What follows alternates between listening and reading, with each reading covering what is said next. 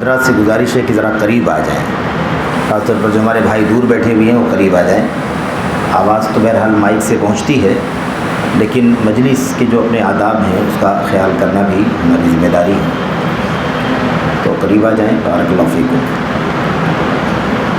السلام علیکم ورحمۃ اللہ وبرکاتہ۔ ان الحمد للہ نحمدہ ونستعینہ ونستغفرہ ونعوذ باللہ من شرور انفسنا وسیئات اعمالنا، من يهده الله فلا مضل له ومن يضلل فلا هادي له، واشهد ان لا اله الا الله وحده لا شريك له، واشهد ان محمدا عبده ورسوله۔ اما بعد فان خير الحديث كتاب الله، وخير الهدي هدي محمد صلى الله عليه وسلم، وشر الامور محدثاتها، وكل محدثة بدعة، وكل بدعة ضلالة، وكل ضلالة في النار۔ اعوذ باللہ من الشیطان الرجیم، بسم اللہ الرحمن الرحیم۔ فإن تابوا وأقاموا الصلاة وآتوا الزكاة فإخوانكم في الدين۔ وقال عز من قائل بآية أخرى فخلوا سبيلهم۔ وقال النبي صلی اللہ علیہ وسلم رأس الأمر الإسلام وعموده الصلاة وذروة سنامه الجهاد في سبيل الله، الى آخر الآیات والاحادیث۔ مسجد اہل حدیث محمدیہ ماہم کے قابل احترام ذمہ داروں، یہاں کے قابل احترام بزرگوں، نوجوان دوستوں، ساتھیوں، قابل احترام ماں و بہنوں، عزیز بچوں، یہ آپ کے یہاں کا ہفتہ واری ماہانہ درس ہے جو اللہ کے فضل و کرم سے، اس کی توفیق سے اور آپ تمام ذمہ داروں کی کوششوں سے اور آپ تمام حاضرین اور فکر مندوں کی کوششوں سے پابندی کے ساتھ مسجد میں منعقد ہوتا ہے۔ اللہ تبارک و تعالی ہمیں اور آپ کو اس طرح کے دروس کی اہمیت اور قیمت سمجھنے کی توفیق عطا فرمائے، آمین رب العالمین۔ مساجد میں جو دروس ہوتے ہیں اس کی اپنی ایک الگ اہمیت ہوتی ہے، اور صحیح معنوں میں اگر ضرورت نہ ہو کہ بڑے پیمانے پر باہر نکل کر کے کسی اسٹیج پروگرام کو منعقد کیا جائے یا اس انداز کا، اس نوعیت کا کوئی اور پروگرام کیا جائے، اگر اس کی کوئی ضرورت نہ ہو تو اس میں کوئی شک نہیں ہے کہ اصل مساجد ہی ہیں جہاں علم کے حلقات منعقد ہوتے ہیں۔ عمر بن عبدالعزیز رحمۃ اللہ علیہ نے اپنے ذمہ داروں کو یہ بات خاص طور پر لکھی تھی کہ علماء سے یہ درخواست کریں کہ وہ مسجدوں میں اپنے علمی حلقات منعقد کریں۔ انشروا العلم فی المساجد یا فی حلقات العلم، مسجدوں میں یا ایسے ہی مسجدوں میں علمی حلقات بنا کر کے، ایسے ہی جو دروس ہوتے ہیں اکٹھا بیٹھ کر کے وہاں علم کی نشر و اشاعت کریں، کیونکہ ظاہر ہے کہ مسجدوں میں اللہ کے نبی صلی اللہ علیہ وسلم کی، آپ کی خود سنت، آپ کے صحابہ کرام کا طریقہ، اسی طرح سے قرون مفضلہ صحابہ، تابعین، تبع تابعین اور ان کے بعد کے ادوار میں، اور خصوصیت کے ساتھ حرمین شریفین کی پوری تاریخ جو ہے یہ ہمیں بتلاتی ہے کہ مسجدیں ہمیشہ سے علمی مجلسوں کا مرکز رہے ہیں، اور مختلف علوم و فنون کی، شرعی علوم کی پڑھائی پابندی کے ساتھ ہوتی رہی ہے۔ اور تاریخ کے تسلسل سے اگر ہم دیکھیں، جائزہ لیں تو حرمین شریفین اور اس کے علاوہ اور جو بھی مختلف علاقوں کی جو بڑی مسجدیں، نمایاں مسجدیں ہیں جہاں پر کشادگی ہو اور بڑی تعداد میں علماء اپنے اپنے خاص طے کردہ جگہوں پر بیٹھ کر مختلف علوم شریعت کی تعلیم دیتے ہوں، تو ایسی مسجدوں میں مختلف فنون کے، مختلف علوم کے حلقات منعقد کیے جاتے تھے۔ کسی حلقے میں حدیث رسول کا درس ہو رہا ہے، کسی گوشے میں فقہ پر گفتگو ہو رہی ہے، کسی جگہ اللہ تبارک و تعالیٰ کی توحید اور عقیدے پر گفتگو ہو رہی ہے، کہیں عربی زبان و ادب کا درس دیا جا رہا ہے، کہیں فرائض کی تعلیم ہو رہی ہے، کہیں قرآن کریم کی تفسیر کا حلقہ بنا ہوا ہے، مختلف انداز سے تعلیم ہوتی تھی، اور اللہ کے فضل و کرم سے یہ سلسلہ جاری ہے۔ کمیاں کوتاہیاں اور اس کے اندر نشیب فراز تو آئے، لیکن پھر بھی الحمدللہ مسلمانوں کے یہاں یہ سلسلہ جاری۔ تو بہرحال یہ سلسلہ پورے اہتمام کے ساتھ جاری رہنا چاہیے، کیونکہ مسجدوں میں دینی حلقات کا جو مقام ہے اس کا مقابلہ کوئی اور حلقہ نہیں کر سکتا۔ یہاں جب ہم بیٹھتے ہیں تو اللہ کے نبی صلی اللہ علیہ وسلم کی حدیثوں کی پیشین گوئیاں سب سے پہلے ہمیں حاصل ہوتی ہیں۔ اس میں کوئی شک نہیں کہ جہاں بھی کوئی مجلس بیٹھ جائے، علم کا مذاکرہ کرے، پڑھے پڑھائے، سیکھے سکھائے، وہاں وہ فضیلتیں حاصل ہوتی ہیں اس مجلس کو۔ لیکن مسجد میں بیٹھ کر کے اگر یہ علم کے حلقات منعقد ہوں تو ظاہر ہے کہ ایک آدمی کو احساس ہوتا ہے کہ وہ اللہ تعالیٰ کے گھر میں بیٹھا ہوا ہے، اور وہاں جو کچھ بھی مسجد کے آداب ہیں، اس کا احترام ہے، ان تمام چیزوں کا بھی وہ خیال کرتا ہے۔ اس لیے مسجدوں میں بیٹھ کر کے علمی حلقات میں علم حاصل کرنے کا مقام اور جگہوں کے مقابلے میں بلا شبہ بہت زیادہ اونچا ہے، اور اس کی اہمیت بہت زیادہ ہے۔ اسی لیے اللہ کے نبی علیہ السلام کی حدیثوں کو آپ دیکھیں، آپ فرماتے ہیں فی بیت من بیوت اللہ ما جلس قوم فی بیت من بیوت اللہ، جو بھی مجلس لگتی ہے بیٹھتی ہے اللہ کے گھروں میں سے کسی گھر میں، یعنی خاص طور پر یہ بات بیان کی جا رہی ہے، اللہ کے گھروں میں سے کسی گھر میں بیٹھ کر کے کوئی علم کی مجلس منعقد ہو اور وہاں پر پڑھایا جائے تو اللہ کے نبی نے فرمایا کہ اللہ کی رحمت کا سایہ ہوتا ہے، فرشتے اپنے پروں سے ڈھانپ لیتے ہیں اور اس مجلس پر سکون نازل ہوتا ہے۔ یہ ساری فضیلتیں اللہ کے نبی علیہ السلام نے بیان فرمائی، اور اس کے علاوہ بھی دیگر بہت ساری حدیثوں میں اگر آپ دیکھیں تو اللہ کے نبی علیہ السلام نے یہ بات سمجھائی ہے کہ جو بھی شخص آتا ہے الی مسجد، کسی مسجد کی طرف، یا اللہ کے نبی علیہ السلام نے اپنی مسجد کا تذکرہ فرمایا، الی مسجدنا، ہماری مسجد کی طرف، اس کا مقصد سوائے علم سیکھنے اور سکھانے کے کچھ نہیں ہے، لا یبتغی الا ان یتعلم او یعلم خیرا، مقصد کچھ بھی نہیں ہے سوائے اس کے کہ اللہ کے گھر میں پہنچ کر کے وہ علم سکھائے گا یا علم سیکھے گا۔ تو اللہ کے نبی علیہ السلام نے فرمایا کہ ایسے شخص کو بڑی فضیلت ہے۔ بعض روایتوں میں اس کا اجر، اس کا درجہ، اس کی فضیلت میں جو بات بیان کی گئی ہے وہ حج کی فضیلت، عمرے کی فضیلت، مکمل حج کی فضیلت، مکمل عمرے کی فضیلت بیان کی گئی ہے۔ تو کہنے کا مطلب یہ ہے کہ یہ علمی حلقات بہت اہم ہیں، ایسا ہمیں خاص اہتمام کرنا چاہیے کہ مسجدوں کے دروس کا خاص طور پر اہتمام کریں، اس میں حاضر ہوں، بیٹھیں۔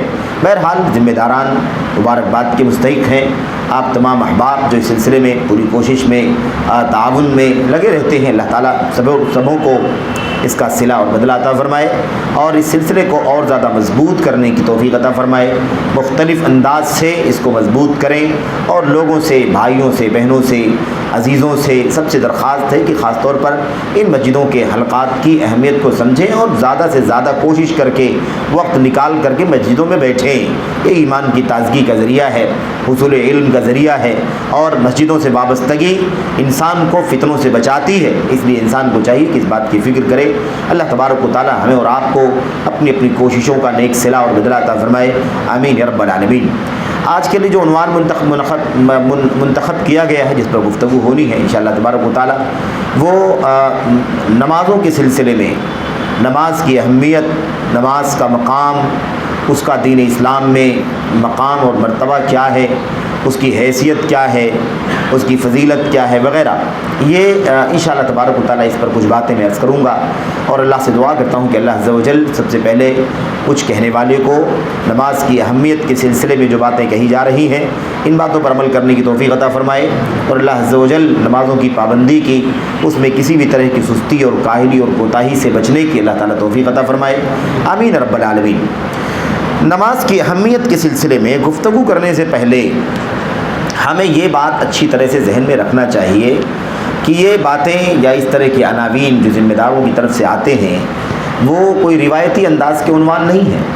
ماحول کچھ ایسا ہے کہ اگر کوئی بہت زیادہ بھڑکیلا عنوان کہیں کسی اشتہار میں لگا ہوا دیکھ لے کہیں سن لیں تو اس کی طرف ہمارا رجحان اور میلان بہت زیادہ ہوتا ہے. لیکن اگر کہیں نماز کا عنوان دیکھیں تو ہمیں ایسا لگتا ہے کہ یہ تو گھسا پیٹا عنوان ہے. نماز کا موضوع ہے تو معلوم ہے ہمیں اس میں کیا سننا ہے, اس میں کیا دیکھنا ہے, اس میں کیا معلومات کرنے کی ضرورت ہے. تو یہ حقیقت میں خطرہ ہے کہ کہیں یہ ہماری ایمان کی کمزوری کی وجہ سے نہ ہو, کیونکہ یہ بہت عجیب و غریب بات ہے کہ ہم نماز جیسے عنوان کو ہم سنیں تو اس کے بعد ہم سوچیں کہ تو بہت عام سا عنوان ہے اور اس کے لیے ہمیں بہت زیادہ فکر مندی کی ضرورت نہیں ہے, اور کوئی اہم بہت زیادہ بھڑکیلا عنوان, کوئی نیا عنوان یا دیگر ایشوز پر جو عناوین ہوتے ہیں, اگر اس پر ہمیں کوئی چیز ملتی ہے تو ہم زیادہ توجہ دیں, زیادہ اہتمام کریں. یہ اچھی چیز نہیں ہے. دیکھیے وہی حیثیت جو دین میں مختلف چیزوں کی ہے, وہی حیثیت, وہی مقام اور وہی درجہ اس کے حوالے سے بتانے, سکھانے, تعلیم دینے, بیدار کرنے, آگاہ کرنے, توجہ دلانے کی بھی وہی حیثیت ہے. ظاہر ہے کہ توحید کا موضوع سب سے زیادہ اہم ہے, تو توحید سب سے زیادہ اہم ہے, تو توحید کے موضوع پر گفتگو بھی سب سے زیادہ اہم ہے, اس حوالے سے لکھا جانا بھی سب سے زیادہ اہم ہے.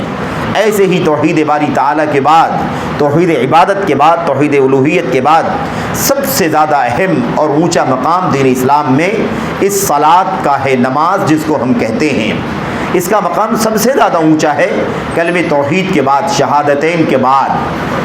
تو اب ہمیں یہ سمجھنا چاہیے کہ بھائی جب یہ سب سے زیادہ اہم ہے تو اس پر گفتگو کرنا, اس کو پڑھنا, اس کو سننا, سمجھنا, اس حوالے سے اپنی کوتاہیوں کو دور کرنا, یا اس حوالے سے بعض مسائل میں اگر کہیں کمی ہوتی ہو یا کچھ خلل رہ جاتا ہو تو اس کی تلافی کرنا بھی ہماری ذمہ داری ہے.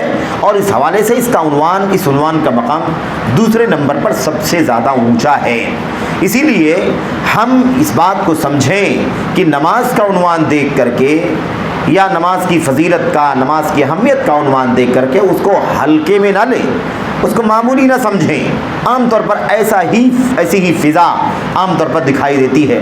تو نماز کا عنوان, اس کی اہمیت کا عنوان یہ طے کرنا, اس حوالے سے فکر مند ہونا, یہ بھی حقیقت میں ایمان کی دلیل ہے, اور اصلاح کی, تربیت کی, سمجھانے کی, تعلیم کی, تعلم کی جو فکر مندی ہونی چاہیے اس بات کی دلیل ہے, جو آپ حضرات کی طرف سے, اس مسجد والوں کی طرف سے, ذمہ داروں کی طرف سے دیکھنے کو مل رہی ہے. تو اللہ تبارک و تعالی ہمیں اور آپ کو اس حوالے سے بہت ہی زیادہ فکر مندی کی توفیق عطا فرمائے. آمین رب العالمین. نماز کی جو بات ہے وہ عجیب و غریب صورتحال ہمارے یہاں بنی ہوئی ہے. وہ یہ ہے میرے بھائیوں کہ نماز کے سلسلے میں اپنے حالات کا, اپنی ذات کے حالات کا, اپنے گھر والوں کے حالات کا, اپنے ماتحتوں کے حالات کا, اپنے پڑوسیوں کے حالات کا, اپنے سرکل کے لوگوں, متعلقین کے حالات کا, اگر آپ یا ایسے ہی اپنے سماج معاشرے کا اور ملک کا, دنیا کا, شہروں کا اگر آپ جائزہ لے کر کے دیکھیں تو آپ کو عجیب و غریب منظرنامہ دکھائی دیتا ہے. بہت بڑی تعداد تو ایسی ہے جن کو نماز سے عام طور پر کوئی سروکار نہیں ہے, یعنی کوئی زیادہ غرض نہیں ہے, زیادہ اس کی توجہ نہیں ہے, اس کو فکر نہیں ہے کہ نماز بھی پڑھنا چاہیے. تو آپ دیکھیں کہ نماز جو دین اسلام کا دوسرا سب سے اونچا میرے بھائیو رکن اور ستون ہے, پلر ہے, اس حوالے سے خود مسلمانوں کے یہاں صورتحال ہے کہ ایک اچھی خاصی تعداد ایسی ہے جو روایتی انداز کی مسلمان ہے. اس کے باپ دادا مسلمان تھے, وہ انہی کی نسل کا ہے اس لیے مسلمان ہے, اس کا نام مسلمانوں جیسا ہے, اس کے والدین مسلمان ہیں, اس کے کنبے قبیلے اور گھر والے مسلمان ہیں, رشتے ناتے والے مسلمان, اس لیے مسلمان. زندگی میں اسے نماز کی اہمیت کتنی زیادہ اس کی کوئی پرواہ نہیں. کتنے ایسے ہمارے مسلمان بھائی ہیں جو نماز بالکل نہیں پڑھتے ہیں, نماز ہے ہی نہیں. اچھا, اب یہاں گفتگو ہو رہی ہے تو ظاہر کی نماز پڑھتے ہی نہیں ہے تو ہمارے سامنے موجود بھی نہیں, اور ظاہر بات ہے کہ یہ باتیں ان تک پہنچ بھی نہیں رہی ہیں. اگر وہ یہ باتیں سنیں, اللہ کے کلام کی آیتوں کو, نبی کریم صلی اللہ علیہ وسلم کی حدیث کو, اور جو وعیدیں ہیں, جو تشدید ہے اس سلسلے میں, نماز چھوڑ دینے, نماز نہ پڑھنے, اسے پورے طور پر ضائع کر دینے, یا اسے مار ڈالنے, یا اسے مرجوب قرار دے کر کے دنیا اور دنیا کی مشغولیات کو ترجیح دینا وغیرہ جو ماحول بنا ہوا ہے, اگر یہ ساری باتیں وہ سنیں تو میں سمجھتا ہوں کہ شاید اللہ تبارک و تعالیٰ انہیں اس حوالے سے کچھ نہ کچھ ضرور بیدار ہونے کی اور فکر مند ہونے کی توفیق عطا فرمائے گا۔ لیکن یہ مجلس جو ہے ظاہر ہے کہ ان لوگوں کے لیے ہی ابھی منعقد ہوئی ہے جو ہمارے سامنے مسجد میں موجود ہیں، جو نماز کی پابند ہے، الحمدللہ آتے ہیں اور نماز کا اہتمام ان کے یہاں پایا جاتا ہے۔ لیکن بہرحال یہ مسئلہ موجود ہے کہ آپ سوچیں کہ اتنی بڑی بستی ہے، اتنی بڑی آبادی ہمارے شہر بمبئی کی، اور اللہ کے فضل و کرم سے آپ کے شہر بمبئی کے اندر 300 سے زیادہ مسجدیں بھی قائم ہیں۔ 300 سے زیادہ ہماری مطلب ہمارے سروے اور ہماری تعداد یا ہمارے شمار کے مطابق جو جماعت کے سارے حلقوں میں الحمدللہ مسجدیں قائم ہیں، ان کی تعداد تقریباً 300 سے اوپر ہے۔ ایگزیکٹ ہم نہیں بتا سکتے، لیکن بہرحال صوبائی جمعیت کے دفتر میں جو رپورٹ ہے اس کے حساب سے 300 سے زیادہ مسجدیں ہیں۔ لیکن اگر آپ غور کریں تو اہل الحدیث کی تعداد کے اعتبار سے یہ مسجدیں بھی حقیقت میں کچھ نہیں ہیں، لیکن کیا کریں گے امت کے حالات کا، بڑی تعداد تو نماز پڑھتی ہی نہیں ہے۔ اسی لیے دیکھا جاتا ہے کہ جمعے کے دن جمعے کی نماز میں اتنی بڑی تعداد آ جاتی ہے ہفتے میں ایک نماز کے لیے کہ مسجدیں تنگ ہو جاتی ہیں، برآمدے تنگ ہو جاتے ہیں، گلیاں تنگ ہو جاتی ہیں، اور روڈوں پر اور ایلیگل جگہوں پر بھی نماز پڑھنے کی نوبت پیش آ جاتی ہے، اور اس حوالے سے کافی کچھ شکایتوں کا بھی سامنا کرنا پڑتا ہے، ذمہ داران کو کافی مزاحمت بھی کرنی پڑتی ہے۔ یہ صورتحال ہے۔ تو آپ تھوڑا سا اندازہ لگائیں کہ اگر یہ مسلمان اور اہل الحدیث کی ہم بات کریں، عام بات ہے، سارے مسلمانوں کی بات ہے دیکھا جائے تو، لیکن چونکہ مخاطب فی الحال ہم اپنے آپ حضرات سے ہیں اس لیے یہ بات آ گئی ہے، ورنہ عام طور پر پورے سماج کا جو مسالک وغیرہ کا جو اختلاف ہے ان تمام کے باوجود بھی اگر ہم سروے کریں تو اس میں کوئی شک نہیں ہے کہ یہ مسجدیں مسلمانوں کی آبادی کے مقابلے میں کچھ بھی نہیں، لیکن چونکہ نماز میں پابندی نہیں ہے، نماز کا اہتمام نہیں ہے، نماز کی فکر نہیں ہے، اس لیے یہ صورتحال ہے کہ 5 وقتہ نمازوں میں نمازیوں کو دیکھا جاتا ہے کہ ایک صف میں، 2 صف میں، کہیں 3 صف میں، بسا اوقات اس سے زیادہ، اور بعض مسجدوں میں اللہ کے فضل و کرم سے اچھی خاصی تعداد ہوتی ہے اور 5 وقتہ نمازوں میں ہوتی ہے۔ تو کہنے کا مطلب یہ ہے کہ جمعے کے دن آخر وہ مسجدیں جو تنگ ہو جاتی ہیں 5 وقتہ نمازوں میں، آخر کم از کم اتنا نہیں، کیونکہ لوگ کام کاج میں مشغول رہتے ہیں، مختلف جگہوں پر ان کا جانا آنا ہے، لیکن پھر بھی اسی اعتبار سے نمازیوں کی شرح مسجد میں کیوں نہیں ہوتی؟ تو ایک بہت بڑا مسئلہ تو یہ ہے۔ دوسرا مسئلہ آپ دیکھیں کہ ہم مسلمانوں کے یہاں ایک طبقہ ایسا بھی ہے جو نماز پڑھتا ہے، ایسا نہیں کہہ سکتے کہ نماز بالکل نہیں پڑھتا ہے، پڑھتا ہے وہ، لیکن اس کی نماز کا تعلق جو ہے وہ ہفتے سے ہے، یعنی جمعے کی نماز پڑھتا ہے، جیسا کہ اشارہ آپ کے سامنے کیا گیا۔ ایک طبقہ ایسا ہے جو پہلے والا طبقہ ہے، اس میں سے ایک طبقہ ایسا ہے جو کبھی عیدین کی نماز پڑھ لیتا ہے، کبھی جنازے کی نماز وغیرہ میں شریک ہو جاتا ہے، ورنہ اس کی حالت یہ ہے کہ اگر وہ چند نمازیوں کے ساتھ میں کسی ماحول میں پڑ جائے اور نماز کا وقت ہو جائے، اذان ہو جائے، جماعت کے اقامت کا وقت ہو جائے اور آپ نماز کے لیے جماعت کے لیے پہنچے، تو اس وقت بھی وہ آپ سے معذرت کر کے آپ سے الگ ہو جاتا ہے اور آپ کیسے کہتا ہے کہ بھئی آپ لوگ نماز پڑھیے۔ ایسا لگتا ہے کہ مسلمان وہ نہیں ہے، اسے نماز نہیں پڑھنا ہے، اس پر نماز واجب ہی نہیں ہے، وہ نماز سے مستثنیٰ ہے، کوئی الگ انداز کی چیز ہے جس کے اوپر نماز لازم نہیں ہے، ایسی صورتحال ہے۔ اور جب آپ اسے اگر کبھی پوچھ لیں کہ بھائی آپ نماز کیوں نہیں پڑھتے ہیں، کیا بات ہے، کیوں نہیں جا رہے نماز پڑھنے کے لیے، آپ کہہ رہے ہیں آپ لوگ چلیے، تو آپ کیوں نہیں پڑھتے؟ تو کہتے ہیں آپ لوگ پڑھیے، ہم چونکہ میں نہیں پڑھتا ہوں، نماز کی پابندی نہیں ہے، اس لیے صفائی وفائی بھی نہیں رہتی ہے، باوضو بھی نہیں رہتا ہوں، اور وغیرہ وغیرہ یہ ساری چیزیں ہیں، اس لیے آپ لوگ پڑھ لیجئے، ابھی میں کیسے پڑھ پاؤں۔ تو آپ سوچیں کہ مسلمانوں کی یہ حالت بھی ہے۔ اچھا، ایسے ہی بہت سارے مسلمان ہمارے بھائی ایسے بھی ہیں جو چند نمازیں پڑھتے ہیں، چند کو چھوڑ دیتے ہیں۔ فجر کی نماز وہ نہیں پڑھتے، فجر کی نماز وہ نہیں پڑھتے، عشاء کی نماز وہ نہیں پڑھتے، یا کبھی عشاء کی نماز پڑھ لیتے ہیں، کبھی نہیں پڑھتے، اور فجر کی نماز عام طور پر نہیں پڑھتے۔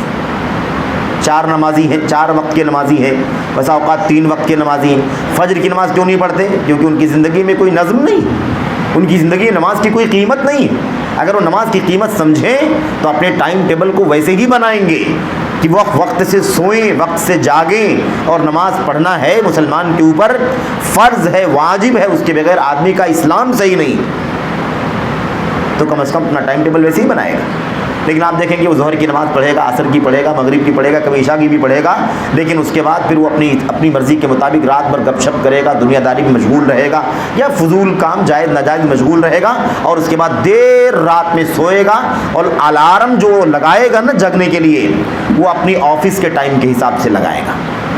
ڈیوٹی کب جانا ہے اسے, 10 بجے پہنچنا ہے تو 8 بجے 9 بجے اسے نکلنا ہے. پھر وہ آرام سے اٹھ کر کے نہائے دھوئے گا, اور اس کے بعد پھر فریش ہو کر کے اور سینٹ وینٹ مار کر کے وہ آفس کے لیے جائے. ایسا مسلمان بھی ہمارے سماج میں رہتا ہے. ایسے ہمارے مسلمان بھائی بھی ہیں, لیکن وہ اہل حدیث ہیں, اس سے نیچے نہیں اتر سکتے, مانیں گے نہیں کہ وہ اہل حدیث نہیں. میرے بھائیو خطرہ ہے, آئے گی بات ابھی. یہی مسئلہ ہے کہ مسلمان بھی ہے کہ نہیں. وہ اہل حدیث تو بہت بڑی بات ہے. اہل حدیث تو بالکل کریم اسلام کو کہا جاتا ہے. اسلام کا جو خالص ہے نا, خالص اسلام, ایک دم جو کریم ہے, اس پر چلنے والوں کو میرے بھائیوں اہل حدیث کہا جاتا ہے. عہد رسالت کا اگر ہم پس منظر لائیں سامنے, تو عہد رسالت کا, عہد صحابہ کا جو مسلمان تھا, جس کو صرف مسلمان کہنا کافی تھا, اسی کا نام اہل حدیث ہے. لیکن آج چونکہ دنیا بھر کے مسائل کھڑے ہو گئے, اور تفریق کرنا اور استثناء کرنا اور بتانا اور واضح کرنا اور اپنے آپ کو واضح کرنا کہ آپ کس مشن کے منہج کے, اس لیے نوبت آ گئی کہ آپ بتائیں کہ نہیں ہم یہ فلاں فلاں فلاں فلاں فلاں دنیا بھر کے جو فرقے بنے ہوئے ہیں, نظریات, عقائد اور افکار اور مناہج, ان سب سے ہمارا کوئی تعلق نہیں ہے, ہم حدیث و سنت پر چلنے والے ہیں, اس لیے اہل حدیث کے. ورنہ یہ اصل میں نام ہے اصلی اسلام کا, ستھرے اسلام کا, خالص اسلام. تو میرے بھائیو یہ بھی ایک طبقہ ہے جو نماز اس طرح سے پڑھتا ہے. اور اس کے بعد ہمارے ان بھائیوں کا معاملہ ہے, ہمارا آپ کا معاملہ ہے کہ ہم نماز پڑھتے ہیں اللہ کے فضل و کرم سے, اس کی توفیق سے 5 وقتہ نماز کی بھی پابندی کا اہتمام کرتے ہیں, لیکن ہم سے بسا اوقات سستی کوتاہی ہو جایا کرتی ہے, کاہلی ہو جایا کرتی ہے, اہتمام نہیں کرتے ہیں. میرے بھائیوں ہم پڑھتے ہیں, یہ تو جانتے ہیں کہ 5 وقتہ نمازیں پڑھنی ہیں, لیکن ہوتا یہ ہے کبھی کبھی کہ ہم یہ نہیں سوچتے ہیں کہ ایک دم وقت کی پابندی کے ساتھ پڑھنا ہے. ہم آزادی کے ساتھ اپنے کام میں لگے رہتے ہیں, اس کے بعد 2 نمازوں کو اکٹھا کر لیتے ہیں, وقت نکل جانے کے بعد پڑھ لیتے ہیں, قضا پڑھ لیتے ہیں. کچھ لوگ ہیں جو سمجھتے ہیں کہ 5 وقت کی نماز فرض ہے, اس لیے وہ 10 بجے بھی سو کے اٹھتے ہیں, جان بوجھ کر کے وہ الارم بھی ویسے ہی کرتے ہیں, 10 بجے 11 بجے سو کے اٹھتے ہیں, اس وقت اٹھتے ہیں تو نماز پڑھتے ہیں فجر کی. وہ کہ ان کو یہ احساس ہے کہ 5 ٹائم کی نماز پڑھنا ہے, لیکن یہاں وہ کوتاہی کا شکار ہیں کہ بھئی اس کا کوئی ٹائم ٹیبل بھی بنا ہوا ہے کہ آپ کسی بھی اعتبار سے اپنی مرضی کے مطابق 5 نمازیں پڑھ لیں. ظاہر ہے کہ فجر کی نماز کا وقت 11 بجے تو نہیں, 10 بجے, 8 بجے, 9 بجے, 7 بجے تو نہیں. اس کا وقت مقرر ہے قرآن کریم کی آیات میں, اللہ کے نبی صلی اللہ علیہ وسلم کی حدیث میں, ان الصلاۃ کانت علی المؤمنین کتابا موقوتا, یقیناً نماز مسلمانوں کے اوپر, مومنوں کے اوپر فرض ہے, اور وقت کی تعیین کے ساتھ فرض ہے, مقررہ وقت کے ساتھ فرض ہے. تو یہ صورتحال ہے. اچھا, اگر ہم اپنی ذمہ داریوں کے حوالے سے بھی تھوڑا سا غور کر لیں, ہمارے تحت, ہمارے مطلب کہہ لیجیے ماتحتی میں ہمارے انڈر ہماری بیوی ہے مثال کے طور پر, یا ہمارے بچے ہیں, لڑکے ہیں, لڑکیاں ہیں, یا اور ماتحت ہیں مثال کے کچھ کام کاج کرنے والے لوگ ہیں, کچھ ملازمین ہیں جو مسلمان ہیں. اگر ہم سوچیں اس حوالے سے بھی اور نماز کے پس منظر میں سوچیں تو بہت بڑی مصیبتیں اس کے اندر موجود ہیں. آپ سوچیں کتنی ایسے گھروں کی صورتحال ہے کہ جو خود تو نماز پڑھتے ہیں, وہ نماز کے ٹائم اٹھ جاتے ہیں, فجر کی نماز کے لیے بھی چلے جاتے ہیں, لیکن بیوی کو نہیں جگاتے کہ وہ بھی نماز پڑھے, بچوں کو نہیں جگاتے, جبکہ بچے بڑے ہیں, بالغ ہیں, جوان بچے ہیں, ان کو نہیں جگاتے ہیں. تو کہتے ہیں وہ جانے, ان کا کام جانے, ہمیں اس سے مطلب نہیں ہے, ہم اپنی نماز پڑھنے کافی. ایسی صورتحال. بعض ماں باپ کا معاملہ یہ ہے کہ وہ اپنے بچوں کو نماز کے لیے نہیں جگاتے ہیں, لیکن اس کی ڈیوٹی کا ٹائم جب ہوگا تو بہت غصہ ہو کر کے, ناراض ہو کر کے ان کو جگائیں گے. ابھی تک پڑا ہوا ہے, سو رہا ہے, ڈیوٹی کا ٹائم ہو رہا ہے. میرے بھائیوں دنیا کا نقصان ہو جائے گا, اس لیے اتنی فکر ہے ماں باپ کو, اور ایمان جا رہا ہے, جس مقصد کے لیے پیدا ہوئے ہیں وہ مقصد بندگی ضائع ہو رہا ہے, اس کی کوئی پرواہ نہیں. یہ صورتحال ہے میرے بھائیوں. ایک ماں باپ اپنے بچے کو اسکول کے لیے جگاتے ہیں, اسکول کا ٹائم ہو گیا, اتنے بجے حاضری ہے, اٹینڈنس ہے کہ نہیں, لیکن نماز کے لیے, فجر کے لیے نہیں جگاتے. فجر کی نماز کے لیے چھوڑ دیتے ہیں, بچہ آرام سے سوئے تاکہ کلاس اچھی طرح سے کر سکے, ایگزام اچھی طرح سے دے سکے. یہ سب کیا ہے؟ تو یہ جو عنوان ہے یہ روایتی انداز کا عنوان نہیں, اس پس منظر میں یہ عنوان ہے جیسا کہ میں سمجھتا ہوں. تو نماز کی اہمیت اس لیے سمجھنا, بتانا ضروری ہے کیونکہ نماز کا مقام ایسا ہے میرے بھائی. اور یہ ساری چیزیں جو پس منظر ہم دیکھ رہے ہیں اپنی ذات کا، اپنے گھر کا، اپنے محلے کا، اپنے ہے نا ماحول کا، سرکل کا، یہ بڑا سنگین مسئلہ ہے میرے بھائی۔ آپ سوچیں کہ مسجدیں قائم ہیں ہمارے محلوں میں، مختلف مسالک کے لوگ ہیں تو اپنے اپنے مسلک کی مسجدیں قائم کیے ہوئے ہیں میرے بھائیوں، اپنے گھروں میں رہتے ہیں، اچھے اچھے گھروں میں رہتے ہیں، کروڑوں کے گھروں میں رہتے ہیں، اور فجر کی نماز چھوڑ کر کے وہ مسلمان سوتے ہیں۔ آپ بتائیے کہ بغل میں مسجد ہے، محلے کی مسجد ہے، گلی کے اندر مسجد ہے، 5 وقتہ نماز قائم ہوتی ہے، باقاعدہ راتب امام موجود ہے، مؤذن موجود ہے، پورا اہتمام ہے اس کا، لیکن اسی محلے میں رہنے والا، اسی گلی میں رہنے والا بالکل پاس میں 2 4 6 منٹ 10 منٹ میں مسجد پہنچ سکتا ہے، اذان کی آواز سنتا ہے، ایسا مسلمان بھی نماز کے لیے اگر حاضر نہیں ہوتا ہے تو آپ بتائیے کہ اتنی ساری نعمتیں، اتنی ساری دولت، اتنا سارا مال کیا اللہ تبارک و تعالیٰ کی طرف سے جو ملا ہے یہ اس کے لیے وبال ہے کہ نہیں وبال ہے؟ اگر ایک مسلمان نماز کا پابند نہیں ہے، نماز نہیں پڑھتا ہے، تو حقیقت میں دنیا کی جتنی نعمت اس کے پاس ہے وہ اس کے لیے وبال ہے میرے بھائی، مصیبت ہے اس کے لیے، وہ نعمت نہیں ہو سکتا۔ جو کچھ اسے ملا ہوا ہے وہ نعمت نہیں ہے، وہ اللہ تبارک و تعالیٰ کی طرف سے عذاب ہے، اور یہ استدراج ہے، ڈھیلا کیا جا رہا، مہلت دی جا رہی ہے اسے اللہ تبارک و تعالیٰ کی طرف سے۔ میرے بھائیوں کیا مشکل ہے اسے؟ عہد رسالت، عہد صحابہ کے میرے بھائیوں وقت کا مطالعہ کر کے دیکھیں، کیسی کیسی مشقتوں کے باوجود بھی زخمی ہے، سخت سردی کا موسم ہے میرے بھائیوں، سر سے خون جاری ہے، اس کو دھونا، وضو کرنا مشکل ہے، ناپاکی کی جنابت کی حالت ہے، غسل نہیں کر سکتا ہے وہ، لیکن نماز چھوٹ جائے گی، نماز وقت سے نکل جائے گی، اس لیے وہ غسل کر لیتا ہے، نہا لیتا ہے، اور اس کی وجہ سے، ٹھنڈک کی وجہ سے، ٹھنڈے پانی کا استعمال کرنے کی وجہ سے اس کی موت واقع ہو جاتی ہے، لیکن وہ نماز چھوڑنا گوارا نہیں کرتا ہے۔ ایسے کتنے نمونے ہمارے سامنے موجود ہیں۔ بہرحال نماز کی اہمیت کے حوالے سے کچھ باتیں آپ کے سامنے کرنی ہے، تو یہ پس منظر میں نے اس لیے آپ کے سامنے ذکر کیا کہ ذرا تازہ ہو جائے ذہنوں کے اندر۔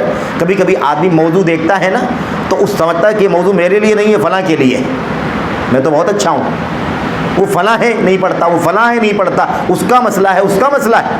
تو ایسا کہیں نہ ہو کہ بھئی ہمارا بھی مسئلہ ہو، ہمارے بال بچوں کا مسئلہ ہو، ہمارے گھر کا مسئلہ ہو، ہمارے متعلقین کا مسئلہ ہو، اپنا بھی مسئلہ ہو۔ اللہ تبارک و تعالی ہم سبوں کو خود اپنی بھی اصلاح کرنے کی، اپنے ماتحتوں کی اصلاح کرنے کی، اور جو بھی ہیں جن کے حوالے سے ہماری ذمہ داری بنتی ہے، اللہ تبارک و تعالی ہمیں اپنی ذمہ داریوں کو ادا کر کے سب کی اصلاح کرنے کی توفیق عطا فرمائے، اپنی ذات سے شروع کر کے اپنے ماتحتوں کی، بال بچوں کی، قوا انفسکم واہلیکم نارا، قوا انفسکم واہلیکم نارا، اپنے آپ کو، اپنے بال بچوں کو، اہل و عیال کو جہنم کی آگ سے بچاؤ۔ رب اجعلنی مقیم الصلاۃ ومن ذریتی ربنا وتقبل دعا۔ حضرت ابراہیم خلیل اللہ علیہ السلام کہتے ہیں، اے اللہ مجھے نماز کے قائم کرنے والا بنا، اور میرے گھر والوں کو، میرے خاندان والوں کو، میرے بال بچوں کو نماز قائم کرنے والا، نماز پڑھنے والا نہیں۔ قائم کا مطلب یہ ہوتا ہے کہ وہ قائم ہو جائے، کبھی کوتاہی نہیں، سستی نہیں، کاہلی نہیں، ضائع کرنا نہیں، قضا کرنا نہیں، نماز قائم کرنے والا بنا مجھے بھی، ومن ذریتی، اور میرے گھر والوں کو بھی۔ تو بہرحال یہ ذمہ داری بہت اہم ہے۔ قرآن کریم کی آیت کریمہ ہم نے آپ کے سامنے پڑھی ہے، شروع میں، بالکل شروع میں اللہ تبارک و تعالیٰ فرماتا ہے فَإِن تَابُوا وَأَقَامُوا الصَّلَاةَ وَآتَوُا الزَّكَاةَ فَإِخْوَانُكُمْ فِي الدِّينِ فَإِن تَابُوا وَأَقَامُوا الصَّلَاةَ وَآتَوُا الزَّكَاةَ فَخَلُّوا سَبِيلَهُمْ، اگر لوگ توبہ کر لیں اور نماز قائم کریں اور زکوٰۃ دیں، تب وہ تمہارے بھائی ہیں، تمہارے دینی بھائی ہیں۔ اللہ تبارک و تعالیٰ فرماتا ہے اگر لوگ توبہ کر لیں، نماز قائم کریں، زکوٰۃ دیں، تب وہ تمہارے دینی بھائی ہیں۔ اس کا مطلب کیا نکلا؟ اس کا مطلب نکلا کہ دینی بھائی اسی وقت آدمی رہے گا، ایمان اسی وقت باقی بچے گا جب انسان توبہ کر لے، کفر سے شرک سے نکل جائے، بدعقیدگیوں سے نکل جائے، نمازوں کی پابندی کرنے والا بن جائے، اور زکوٰۃ اگر واجب ہوتی ہے تو زکوٰۃ دینے والا بن جائے، تب جا کر کے اسلامی اخوت، اسلامی بھائی چارہ بنے گا۔ دوسری آیت میں اللہ فرماتا ہے اگر توبہ کر لیں، نماز قائم کریں، زکوٰۃ دیں، فخلوا سبیلہم، تو ایسے لوگوں کا راستہ چھوڑ دو، یعنی پھر انہیں اپنے ہاتھ سے، اپنی تلوار سے، اپنے ایکشن سے اسے تکلیف نہ پہنچاؤ، انہیں قتل نہیں کرو، ان پر ظلم نہیں کرو، ان کی زیادتی نہیں کرو، انہیں چھوڑ دو، کیونکہ وہ ایمان والے بن گئے، توبہ کر لیا، کفر و شرک سے تائب ہو گئے، ایمان والے بن گئے، نماز بھی قائم کرنے لگے، زکوٰۃ بھی دینے لگے، تو اب وہ اس بات کے حقدار ہیں کہ انہیں چھوڑ دیا جائے۔ اب وہ کفار نہیں ہیں، وہ دین اسلام سے خارج نہیں ہیں، وہ مرتد نہیں ہیں، کافر مشرک نہیں ہے۔ تو اس میں خاص بات جو بتانے کی ہے وہ یہ کہ ان دونوں آیتوں میں آپ دیکھیں تو اللہ تبارک و تعالیٰ فرما رہا ہے اگر توبہ کر لیں، اور پھر اس کے بعد دو باتوں کا ذکر ہے، اور نماز قائم کریں، زکوٰۃ دیں، تب تمہارے بھائی، توبہ کر لیں، نماز قائم کریں، زکوٰۃ دیں، تب ان کا راستہ چھوڑ دو۔ اس کا مطلب یہ ہے کہ ورنہ وہ بھائی نہیں ہے تمہارے، اور تمہیں ان کا راستہ نہیں چھوڑنا ہے، ان کا حکم کفر والا حکم ہے۔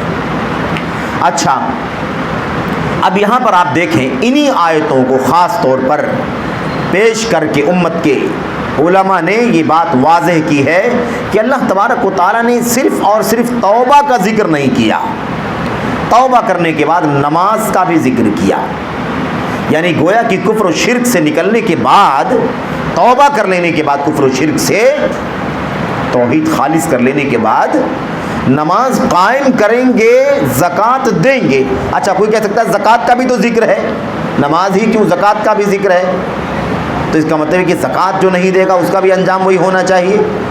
تو بالکل صحیح بات ہے نا، بالکل صحیح۔ حضرت ابوبکر صدیق نے کیا فرمایا تھا؟ لَأُقَاتِلَنَّ مَنْ فَرَّقَ بَيْنَ الصَّلَاةِ وَالزَّكَاةِ، میں ضرور لڑوں گا اس سے جو نماز اور زکوٰۃ میں فرق کرے گا۔ اس لیے کہا تھا انہوں نے کہ اگر ایک رسی بھی یا ایک بکری کا بچہ بھی اللہ کے نبی صلی اللہ علیہ وسلم کے زمانے میں زکوٰۃ میں مسلمان نکالتے رہے ہوں گے، اور آج اللہ کے نبی کی وفات کے بعد وہ اسے نکالنے سے کترائیں گے، وہ نہیں دیں گے، زکوٰۃ کا انکار کریں گے یا دینے سے انکار کریں گے، تو ابو بکر صدیق نے کیا فرمایا تھا؟ لَقَاتَلْتُهُمْ عَلَى مَنْعِهَا، تو میں نہ دینے کی وجہ سے میں ان سے لڑوں گا۔ تو بہرحال اچھا، لیکن ایک بات خاص طور پر یاد رکھنا ہے کہ زکوٰۃ کا مسئلہ شرط کے ساتھ ہے، شرط کے ساتھ، یعنی نصاب کو پہنچ رہا ہو، سال پورا ہو رہا ہو، اتنا ہو اس کے پاس کہ اتنے اس پہ زکوٰۃ واجب ہوتی ہو، تب جا کر کے زکوٰۃ واجب ہوگی، ہے کہ نہیں؟ تو بہرحال اس میں ایک استثناء ہے سمجھنے کے لیے کہ وہ لوگ جو زکوٰۃ جن کے اوپر واجب نہیں ہوتی ہو اس سے باہر رہیں گے، لیکن نماز نہ تو اس میں کوئی مال کی شرط ہے، نہ اس کے اندر کوئی ہے نا فاصلے کی شرط ہے، اتنی شرط ہے کہ نماز کے وقت کا پتہ چل جائے تو اسے چاہیے کہ وہ باجماعت مسلمانوں کے ساتھ نماز پڑھے۔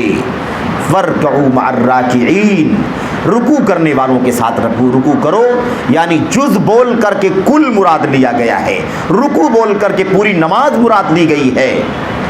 نماز پڑھنے والوں کے ساتھ نماز پڑھو، اور چونکہ کہا گیا ہے رکوع کرنے والوں کے ساتھ، یعنی نمازیوں کے ساتھ نماز پڑھو، اس لیے اس آیت کریمہ سے مفسرین نے استدلال کیا ہے، دلیل پیش کیا ہے کہ اس سے معلوم پڑتا ہے کہ نماز فرض اور واجب بھی ہے، اور با جماعت واجب ہے، فرض ہے با جماعت، کیونکہ اللہ یہ نہیں فرما رہا ہے نماز پڑھو اکیلے اکیلے پڑھ لو، جہاں مرضی ہو وہاں پڑھ لو، نہیں، نماز پڑھنے والوں کے ساتھ نماز پڑھو، رکوع کرنے والوں کے ساتھ رکوع کرو، یعنی نماز با جماعت ادا کرو۔ اللہ کے نبی صلی اللہ علیہ وسلم نے، میرے بھائیو اس حوالے سے وہ حدیث ہمارے سامنے ہے نا، اللہ کے نبی صلی اللہ علیہ وسلم نے فرمایا تھا کہ جو لوگ اپنے گھروں میں نماز پڑھ لیتے ہیں، جماعت کے لیے مسجد میں نہیں آتے ہیں، میں سوچتا ہوں کہ نماز پڑھانے کے لیے اپنی جگہ پر کسی کو کھڑا کر دوں، اور اس کے بعد لَأُخَالِفَنَّ، اور میں پیچھے نکلوں اور جا کر کے ان لوگوں کو ان کے گھروں سمیت، ان کے گھروں کو ان کے سمیت آگ لگا دوں، جو نماز با جماعت کھڑی ہے اور نماز پڑھنے کے لیے وہ نہیں آتے ہیں، اپنے گھروں میں نماز پڑھ لیتے ہیں۔ تو آپ سوچئے لَأُحَرِّقَنَّ عَلَيْهِمْ بُيُوتَهُمْ، میں ان کے سمیت ان کے گھروں کو آگ لگا دوں۔ یعنی اتنی تشدید، اتنی سختی اللہ کے نبی صلی اللہ علیہ وسلم نے نماز کے حوالے سے فرمائی، بلکہ خاص طور پر نماز باجماعت کے سلسلے میں۔ بہرحال نماز کی اہمیت کے حوالے سے بات چل رہی ہے کہ یہاں دیکھیے کہ اللہ تبارک و تعالیٰ نے ان دونوں آیتوں میں یہ بات سمجھائی کہ نماز با جماعت، نماز جو ہے اتنی اہم ہے کہ اگر نماز ہے، توبہ کر لینے کے بعد اگر نماز ہے زندگی کے اندر، تب تو وہ تمہارے بھائی ہیں، ورنہ تمہارے بھائی نہیں ہیں۔ نماز ہے، نماز پڑھتے ہیں، تو ایسی صورت میں انہیں معاف کر دو، انہیں چھوڑ دو، اور اگر ایسا نہیں کرتے ہیں تو اس کا مطلب یہ ہے کہ انہیں نہ چھوڑو۔ گویا کہ اللہ تبارک و تعالیٰ نے ان دونوں آیتوں میں نماز کا وہ مقام بتلایا ہے کہ جس کے بغیر ایمانی بھائی چارے کا تصور ہی نہیں کیا جا سکتا ہے۔ اور انہی آیتوں سے استدلال کر کے امت کا ایک بڑا طبقہ سلف تے خلف تک اس بات کا قائل ہے کہ نماز نہ پڑھنے والا گرچہ کہ وہ اس کے واجب ہونے کا، فرض ہونے کا عقیدہ رکھتا ہو، مانتا ہو کہ نماز فرض ہے، نماز دین اسلام کا ستون اور رکن ہے، لیکن کوتاہی کرتا ہو، نماز نہ پڑھتا ہو، کبھی کبھار پڑھ لیتا ہو اپنی خواہشات نفسانی کے مطابق، ایسا شخص دائرہ اسلام سے خارج ہے۔ اسی لیے اللہ فرماتا ہے تمہارے دینی بھائی ہیں۔ اس کا مطلب اگر نماز نہیں ہے تو دینی بھائی نہیں ہے، توبہ نہیں کیا تو دینی بھائی نہیں، نماز نہیں ہے تو دینی بھائی نہیں، زکوٰۃ دینا واجب ہے اس کے اوپر پھر بھی نہیں دے رہا ہے تو بھی وہ تمہارا دینی بھائی نہیں۔ توبہ نہیں کیا، ابھی کفر و شرک میں ہے، تو ایسی صورت میں کیا ہوگا؟ ایسی صورت میں اسے اس کا راستہ نہیں چھوڑنا ہے۔ اگر نماز نہیں پڑھتا تو اس کا راستہ نہیں چھوڑنا ہے۔ اگر وہ طاقت کے باوجود یعنی شرائط کے باوجود زکوٰۃ نہیں دیتا ہے تو اس کا راستہ نہیں چھوڑنا ہے۔ یہ اس آیت کریمہ کا خلاصہ ہے۔ اللہ کے نبی محمد رسول اللہ صلی اللہ علیہ وسلم نے اپنی ایک لمبی حدیث کے اندر صحابہ کرام سے فرمایا، الا انبئکم براس الامر وعمودہ وذروۃ صنمہ، کیا ساتھیوں میں تمہیں سب سے ساری چیزوں کی بنیاد اور جو کیپٹل ہے، جو بنیاد اور جڑ ہے، کیا میں تمہیں نہ بتلا دوں؟ اور کیا میں اس جڑ اور بنیاد کے ستون کو نہ بتلا دوں؟ اصل معاملے کے ستون کو، اس کے پلر کے بارے میں نہ بتلا دوں؟ اور اس کے بلندی کو، اس کی عظمت کو، اس کے کوہان کی بلندی کے بارے میں نہ بتلا دوں؟ صحابہ نے کہا اللہ کے نبی بلا، بتلائیے اللہ کے نبی، کیا ہے وہ؟ راس الامر کیا ہے، یعنی سارے معاملات کی اصل کیا ہے، سارے معاملات کی اصل کیا ہے؟ راس الامر، جیسے راس المال ہوتا ہے نا، جس کو ہم کیپٹل کہتے ہیں، ہمارا اصل مال جس کو لگا کر کے ہم مزید کماتے ہیں، حاصل کرتے ہیں، اس کے اندر بڑھوتری کرتے ہیں، تو جیسے وہ راس المال ہوتا ہے، ایسے یہ راس الامر ہے، سارے معاملات کا سر، سارے معاملات کی جڑ۔ تو اللہ کے نبی نے فرمایا راس الامر الاسلام، سارے معاملات کی بنیاد، سارے معاملات کی جڑ کیا ہے؟ اسلام ہے۔ یعنی سب سے بنیادی بات ہمیں یہ سمجھنا ہے کہ اسلام ہی سب کچھ ہے۔ دنیا میں تم نے جو کچھ بھی کر لیا ہو، اگر اسلام نہیں ہے تو پھر سب تمہارے خلاف وبال ہے، تمہارے خلاف حجت۔ اس لیے اسلام اسلام اسلام، سونا جاگنا اٹھنا بیٹھنا جینا مرنا اسلام کے ساتھ۔ قل ان صلاتی ونسکی ومحیای ومماتی للہ رب العالمین لا شریک لہ وبذلک امرت۔ صاف کہا نا، میری نماز، میری قربانی، میرا جینا، میرا مرنا سب کیا ہے؟ اللہ تبارک و تعالیٰ کے لیے۔ حضرت جبریل امین علیہ الصلوۃ والسلام تشریف لائے تھے نبی کریم صلی اللہ علیہ وسلم کے پاس، اور ان سے آ کر کے کہا تھا یا محمد عیش ما شئت فإنک میت۔ اے محمد صلی اللہ علیہ وسلم، آپ کو جو زندگی مل رہی ہے اللہ تبارک و تعالیٰ کی طرف سے، اسے آپ جی لیں۔ فإنک میت، کیونکہ بہرحال یقیناً موت آنے والی ہے۔ آپ سمجھ رہے ہیں؟ یہ خصوصی حضرت جبریل امین تشریف لائے اور آپ کو مخاطب کر، یا محمد، اے محمد صلی اللہ علیہ وسلم، وَأَحْبِبْ مَنْ شِئْتَ فَإِنَّكَ مُفَارِقُهُ، اور جس سے محبت کرنا چاہیں آپ کر لیں، جس سے رابطہ، دوستی، قربت کرنا چاہیں آپ کر لیں، کیونکہ یہ دنیا دائمی نہیں ہے، دنیا ختم ہو جائے گی، ایک دن آپ کو اس سے جدا ہونا ہوگا، آپ سے پہلے وہ چلا جائے، اس سے پہلے آپ چلا جائیں، بہرحال جدا تو ہونا، یہ دونوں ساتھ میں چلے جائیں ایسا بھی ہو سکتا ہے، تو جدائیگی ہو جانی ہے۔ بہرحال میرے بھائیوں، اور بھی باتیں حدیث کے اندر، کہنے کا مطلب یہ ہے کہ اسلام اصل ہے۔ اس کے بعد اللہ کے نبی نے کیا فرمایا، وَعَمُودُهُ الصَّلَاةُ، اور جو اصل ہے نا، اصل اسلام، اس اسلام کا عمود یعنی پلر جس کو ہم کہتے ہیں، الصلاۃ، وہ نماز ہے۔ اچھا، زکوٰۃ نہیں ہے کیا؟ روزہ نہیں ہے کیا؟ یا ایسے ہی ماہ حج بیت اللہ نہیں ہے کیا؟ سب ہے، لیکن کلمہ توحید کے بعد، اسلام کے بعد، ان بقیہ چاروں میں سب سے اونچا ستون کون سا ہے؟ الصلاۃ۔ اس لیے اللہ کے نبی نے پہلی والی چیز بیان فرمائی کہ سب کی جڑ تو اسلام ہے، کلمہ توحید، لا الہ الا اللہ محمد الرسول اللہ، اور اس کے تقاضے پورے کرنا اس کی چابیوں کے ساتھ، تاکہ جنت کا دروازہ کھلے۔ خالص توحید بغیر کسی ملاوٹ اور آمیزش کے، ہے نا، اور اس کے بعد پھر اس کا ستون کون سا ہے؟ نماز ہے۔ اس کے بعد اللہ کے نبی نے فرمایا وَذِرْوَةُ صَنَامِهِ الْجِهَادُ، جہاد فی سبیل اللہ، اور اس کے کوہان کی بلندی، اس اسلام کے، کلمہ توحید کے کوہان کی بلندی اللہ تبارک و تعالیٰ کی راہ میں جہاد ہے۔ کیوں؟ اس لیے کہ اس اسلام کو الحمدللہ اس جہاد کے ذریعے سے طاقت و قوت ملی ہے، اور اس کے بعد چھوٹی سی ایک، میرے بھائیو، چھوٹی سی ایک حکومت کہہ لیجئے، اصل معنی میں حکومت، آج کل والی حکومت نہیں، کیونکہ آج کل تو حکومت کے معنی بہت کچھ ہو رہے ہیں، کیونکہ آج ایسی بھی حکومت لوگ قائم کرنا چاہ رہے ہیں جس میں توحید نہ ہو، ہے کہ نہیں؟ جبکہ حکومت کی شروعات کہاں سے ہوتی ہے؟ توحید سے ہوتی ہے، توحید ہی ہے، توحید باری تعالیٰ کے بغیر کون سی حکومت ہے؟ اگر توحید کے بغیر حکومت قائم کرنا ہے تو قائم تو ہے ہی ہے، قائم ہے، شرک والی، کفر والی، الحاد والی، دہریت والی حکومت تو قائم ہی، یہاں قائم، وہاں قائم، وہاں قائم، وہاں قائم، کہاں نہیں قائم ہے؟ تو توحید کے بغیر حکومت بھی لوگ قائم کرنا چاہتے ہیں۔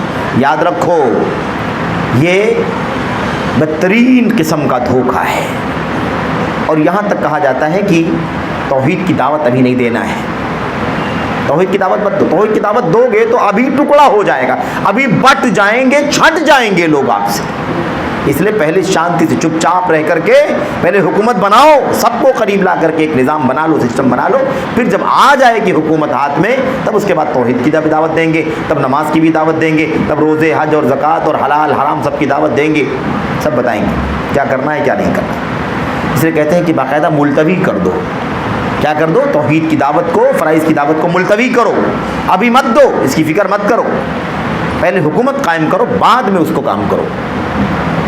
تو یہ عجیب و غریب دھوکہ ہے میرے بھائیوں، میرے بزرگوں۔ نبی کریم صلی اللہ علیہ وسلم نے اور آپ کے صحابہ کرام کو اللہ تبارک و تعالیٰ نے جو چھوٹا سا نظام عطا فرمایا مدینہ طیبہ کے اندر، اس کی بنیاد توحید، اس کی بنیاد نماز، اس کی بنیاد روزہ، اس کی بنیاد حج و زکوٰۃ، اپنے اپنے ٹائم پر، جب یہ چیزیں فرض ہوئی، اس کے بعد میں نہیں کہتا کہ سب اکٹھا فرض ہو گئی، عربی زکوٰۃ کی فرضیت سن فلاں میں، سن 2 ہجری میں، روزے کی فرضیت سن 2 ہجری، مثال کے طور پر نماز کی فرضیت ہجرت سے پہلے ہو گئی تھی، اس کی ڈیٹیل، اس کی تفصیلات، اس کی رکعتیں اور کیا کیا پڑھنا ہے، کیسے، ساری تفصیلی چیزیں بعد میں آئیں، لیکن نماز کی فرضیت ہجرت سے پہلے، تقریباً 1 سال پہلے معراج کے ساتھ ہی اللہ تبارک و تعالیٰ نے یہ فرضیت آپ کو عطا فرما دی تھی۔ ہم لوگ جانتے ہیں اس چیز کو، ہے کہ نہیں؟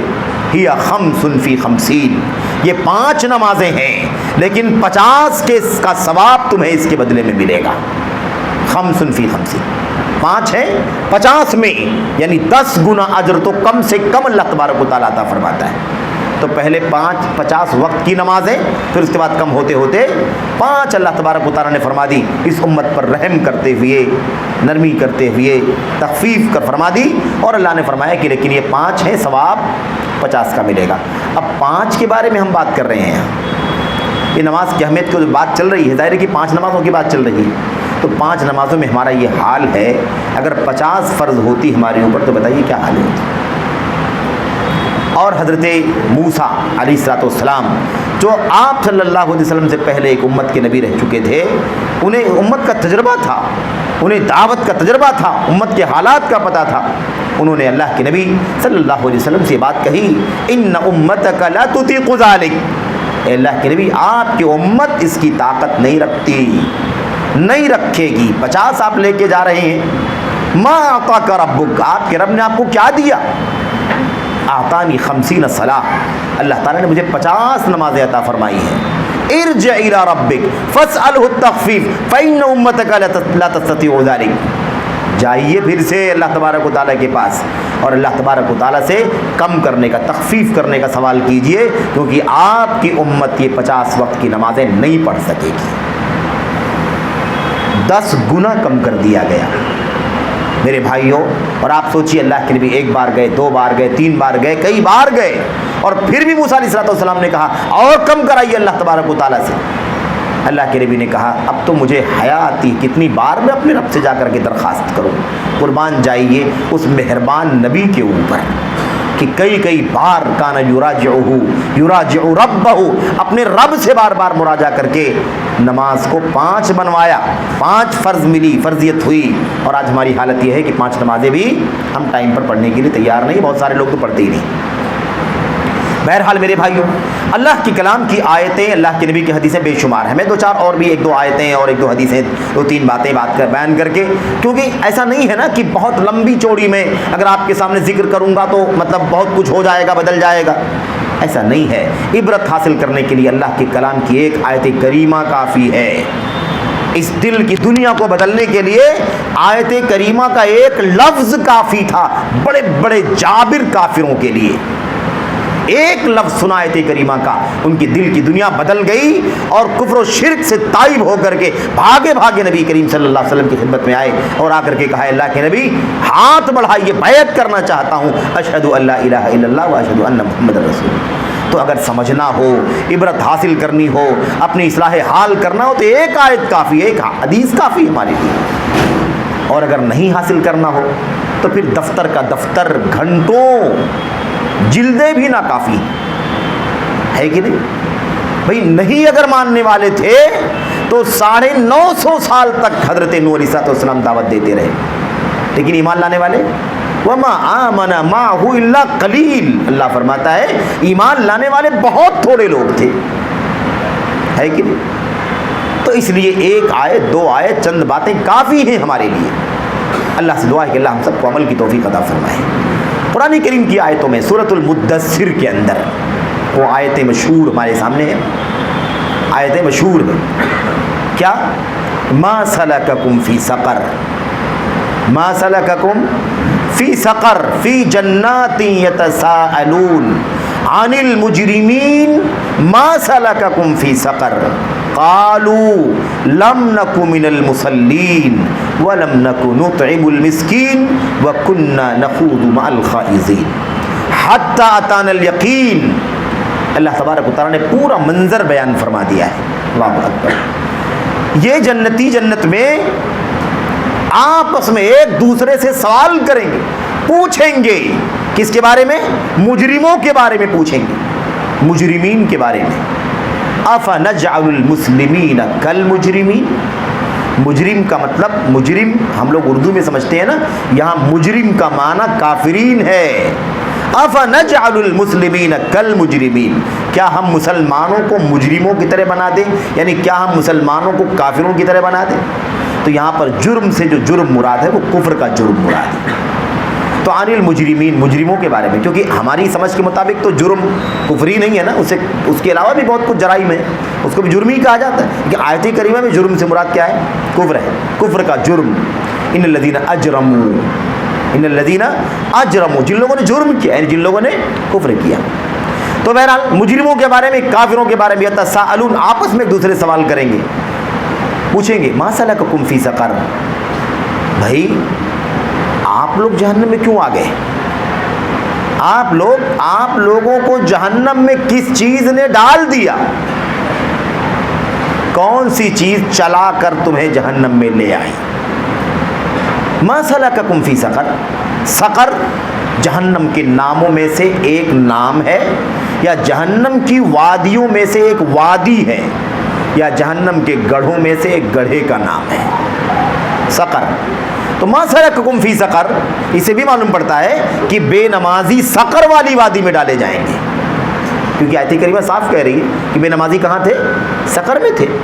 ما سلککم فی سقر، اور اگر سقر کا معنی جہنم ہے تو عام معنی ہے جہنم میں، تمہیں جہنم میں کس چیز نے داخل کر دیا؟ قالو، تو وہ جواب کیا دیں گے؟ لم نک من المصلین، پہلا جواب کیا ہے؟ ہم نمازیوں میں سے نہیں تھے۔ آیت کریمہ کا انداز دیکھو، یہ نہیں کہا مطلب لم نصلی یا ما کننا نصلی، ہم نماز نہیں پڑھتے تھے، بلکہ کیا کہا؟ لم نک من المصلین، ہم نمازیوں میں سے نہیں تھے۔ اس لیے نماز پڑھ لینا کبھی کبھار، ہفتہ، عشرہ، مہینہ، یہ کافی نہیں ہے، 2 3 4 کافی نہیں ہے، کبھی 4 کبھی 5 کبھی توڑا کبھی مکمل، یہ کافی نہیں ہے، بلکہ من المصلین ہونے کی ضرورت ہے۔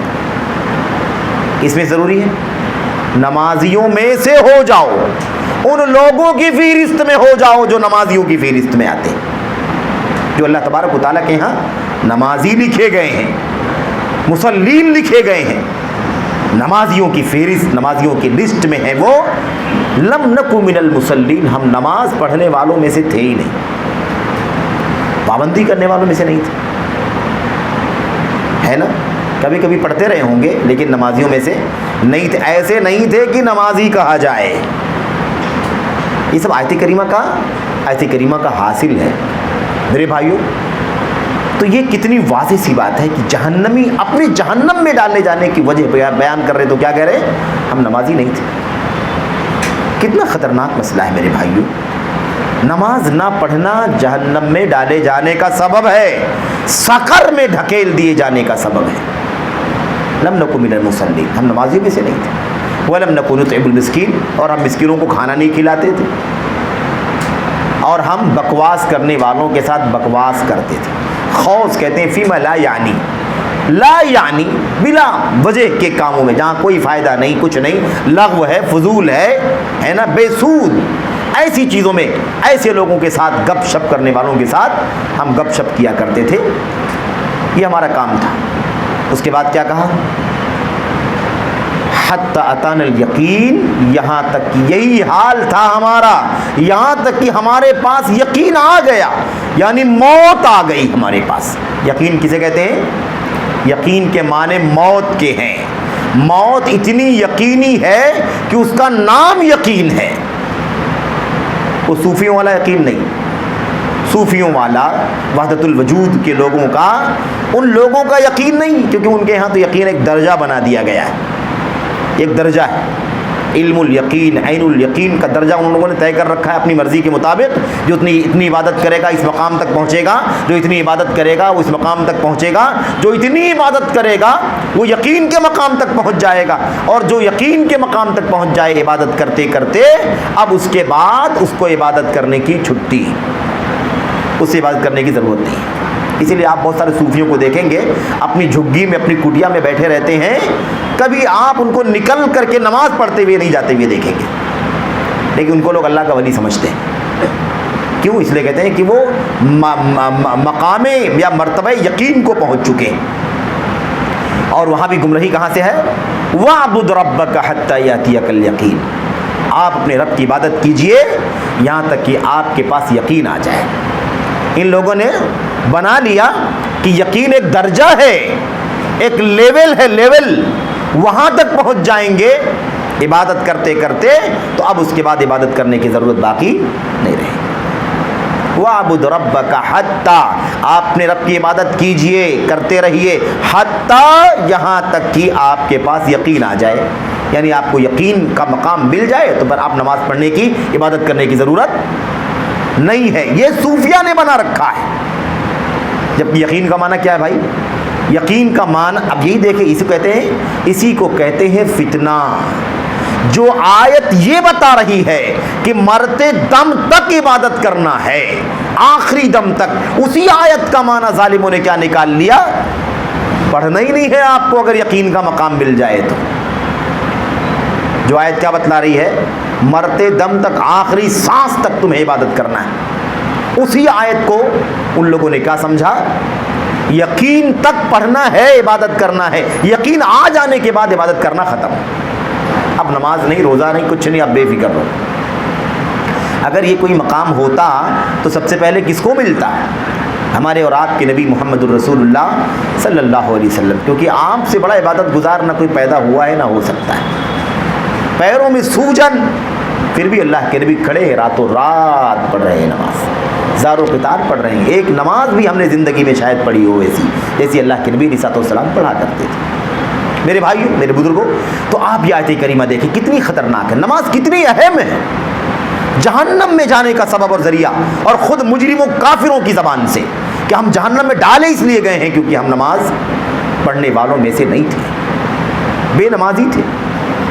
أرأيت الذي يكذب بالدين فذلك الذي يدعو اليتيم ولا يحض على طعام المسكين فويل للمصلين. تھوڑا بہت نماز پڑھنے سے کام چلے گا نہیں.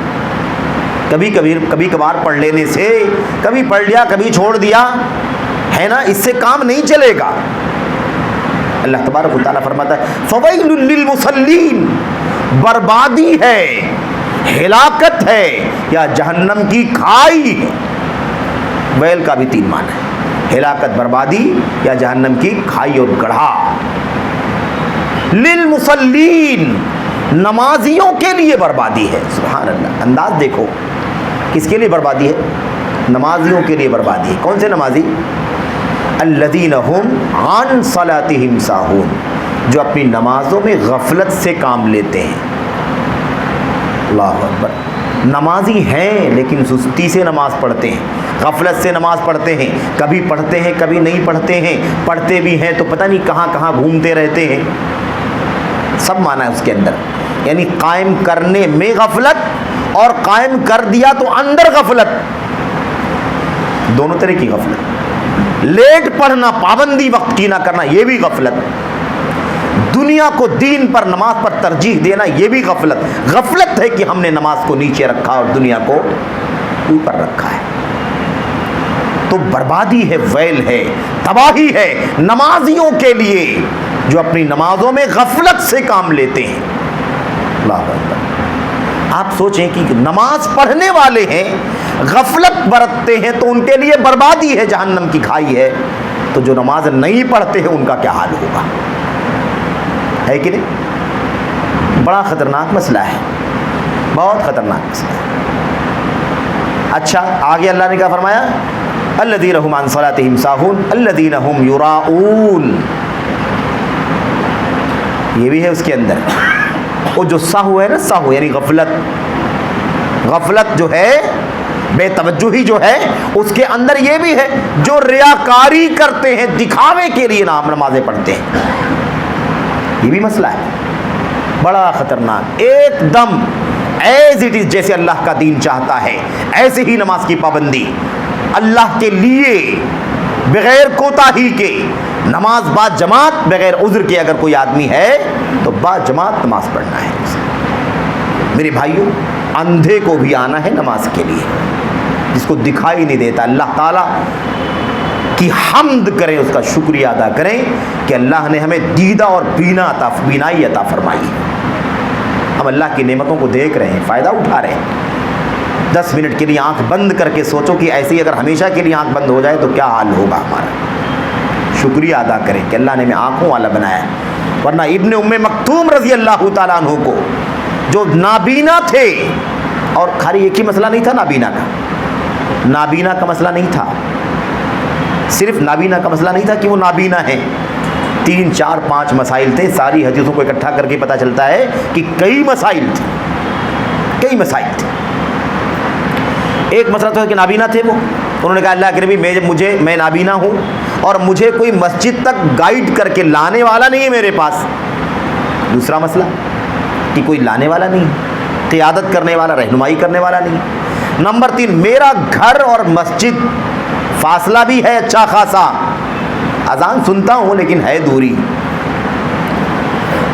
چوتھا مسئلہ, میرے گھر اور مسجد کے بیچ کا جو فاصلہ ہے اس کے راستے میں کچھ موذی جانوروں کا بھی خطرہ ہے, درندوں کا بھی خطرہ ہے, اس لیے بھی بہت مشکل ہے, دکھائی نہیں دے رہا.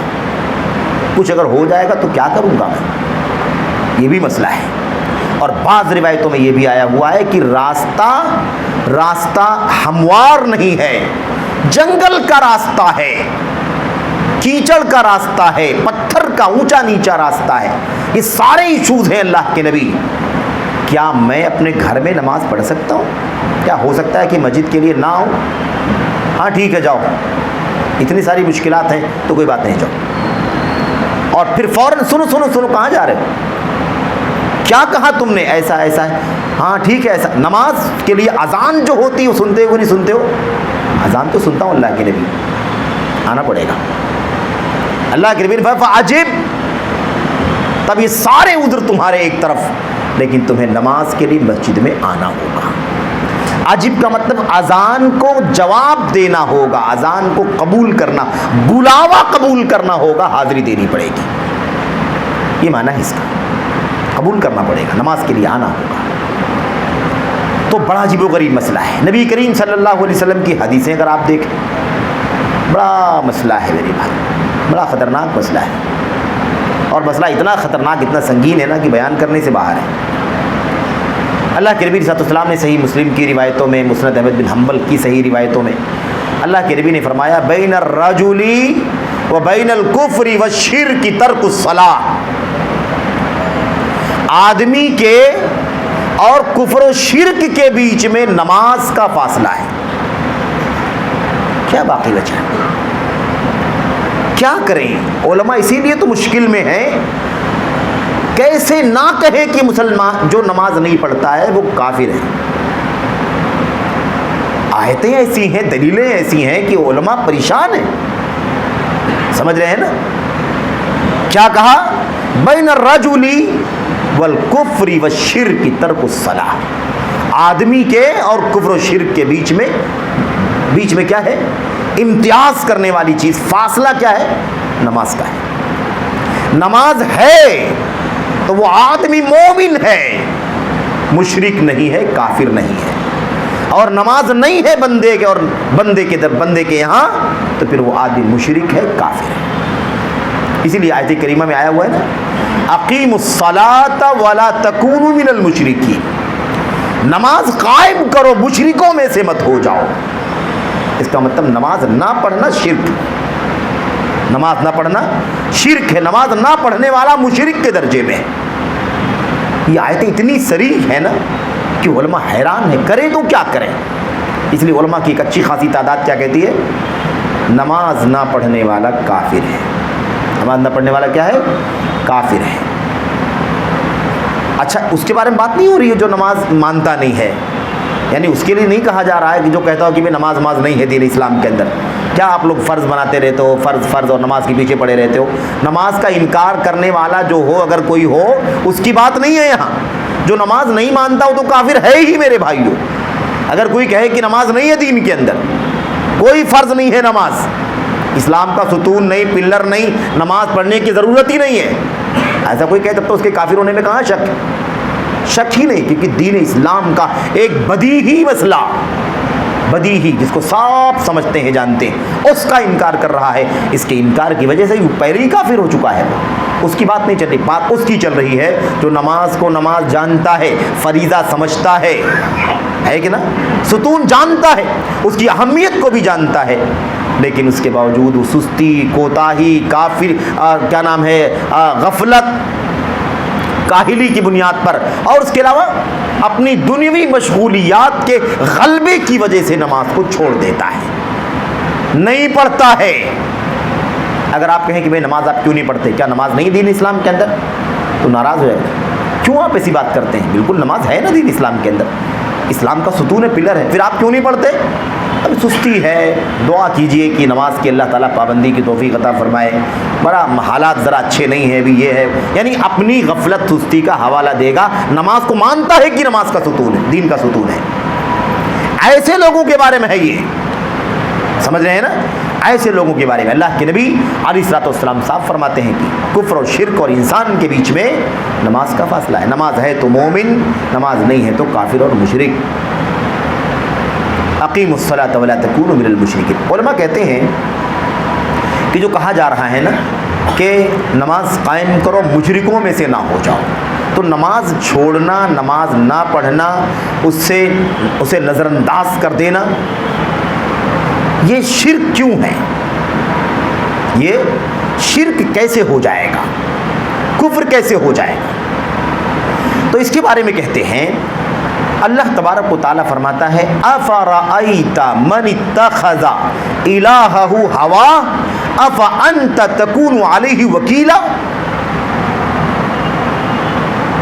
ذرا اس کے بارے میں آپ بتائیے جس نے اپنی خواہشات کو اپنا معبود بنا رکھا ہے.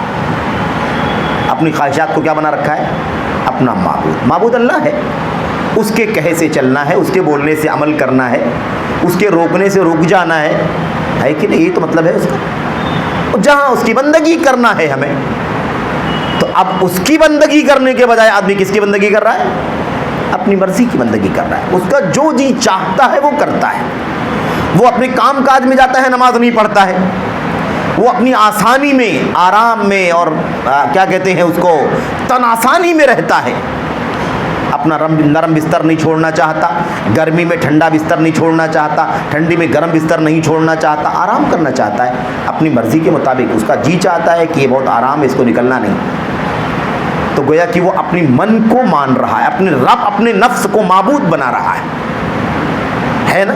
یا ایسے ہی دنیا کو ترجیح دے رہا ہے، کاروبار کو. تو گویا کہ وہ اپنی مرضی کو ویسے فالو کر رہا ہے جیسے اپنے معبود کو فالو کرنا چاہیے. تو کہتے اس لیے جو نمازی نہیں، جو نماز چھوڑنے والے ہیں، سب کے یہاں نفس پرستی پائی جاتی ہے، سب کے یہاں خواہشات نفسانی کی غلامی پائی جاتی ہے، خواہشات نفسانی کی بندگی پائی جاتی ہے. اس لیے یہ مشرک ہیں. وہ اپنے نفس کو اللہ تبارک و تعالیٰ کی جگہ پر رکھتا ہے، جو اس کا جی چاہتا ہے وہ کرتا ہے. نماز ایسا کتنی مرتبہ ہوتا ہے آپ سے، مجھ سے، فلاں سے، فلاں سے، الا ماشاء اللہ ہم یہ کہتے ہیں نا فلاں کام کی وجہ سے میں نماز نہیں پڑھ سکا، آفس کھولنا تھا نماز چھوڑ دیا، گاڑی خالی کرنی تھی، مال لینے جانا تھا، آفس جانا تھا، دکان بند کرنی تھی، کوئی نہیں تھا، اس لیے نماز کیا کر دیا ہم نے؟ چھوڑ دیا. تو اپنی دنیا کی وجہ سے نماز چھوڑنے کی باتیں تو بار بار آتی ہیں. یہ کام تھا، یہ کام تھا، یہ آفس تھی، یہ کارخانہ تھا، یہ گاڑی تھی، یہ مال تھا، اس کی وجہ سے ہم نے کیا کر دیا؟ نماز چھوڑ دیا، نماز چھوٹ گئی ہماری. یعنی ہم نے نماز چھوڑا اور وہ اپنا کام کیا. لیکن ایسا کتنی بار ہوا ہے کہ میری گاڑی چلی گئی کیونکہ میں نماز میں تھا، میرا چوری ہو گیا کیونکہ میں نماز میں تھا، میرا فلاں نقصان ہو گیا کیونکہ میں نماز کے لیے گیا ہوا تھا.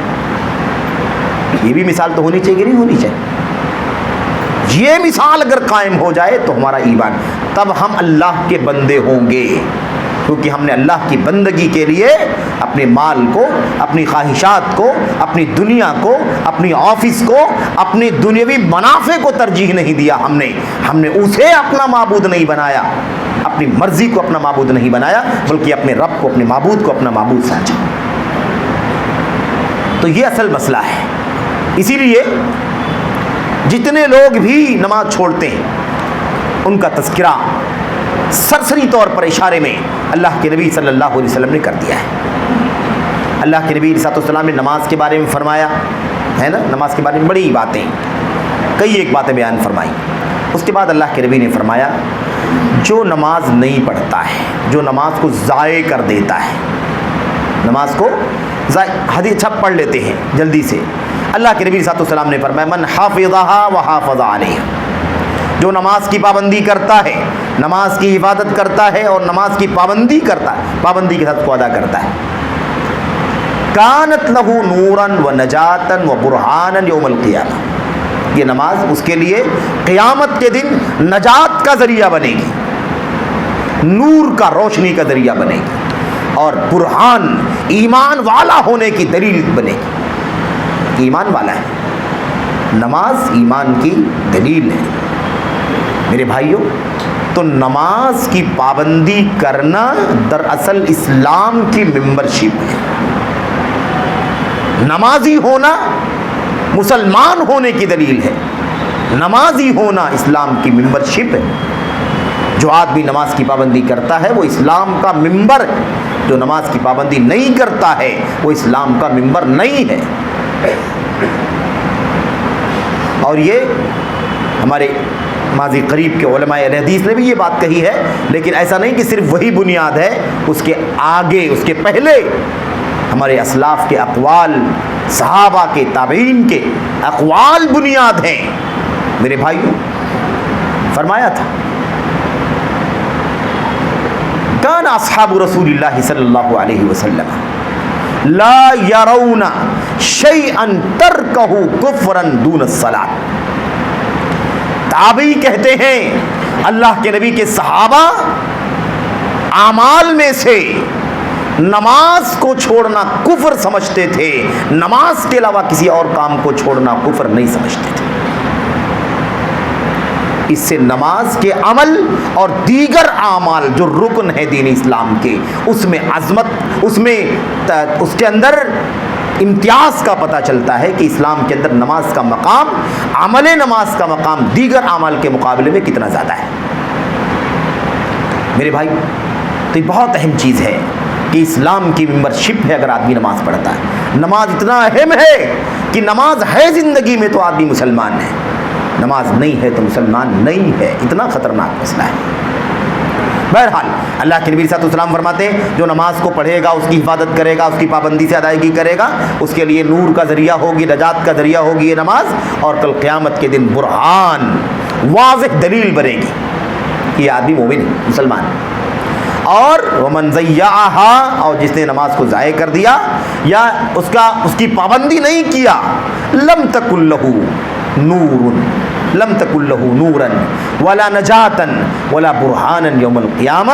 کل قیامت کے دن یہ نماز جس کو پڑھا ہی نہیں، اس نے پابندی کے ساتھ نہیں پڑھا، پڑھا بھی تو کبھی پڑھا کبھی نہیں پڑھا، پابندی کے ساتھ نہیں پڑھا، یہ نماز اس کے لیے کل قیامت کے دن نہ تو نجات کا ذریعہ بنے گی، نہ تو برہان اور دلیل بنے گی ایمان کے اس کے، اور نہ اس کے لیے نور اور روشنی کا ذریعہ بنے گی.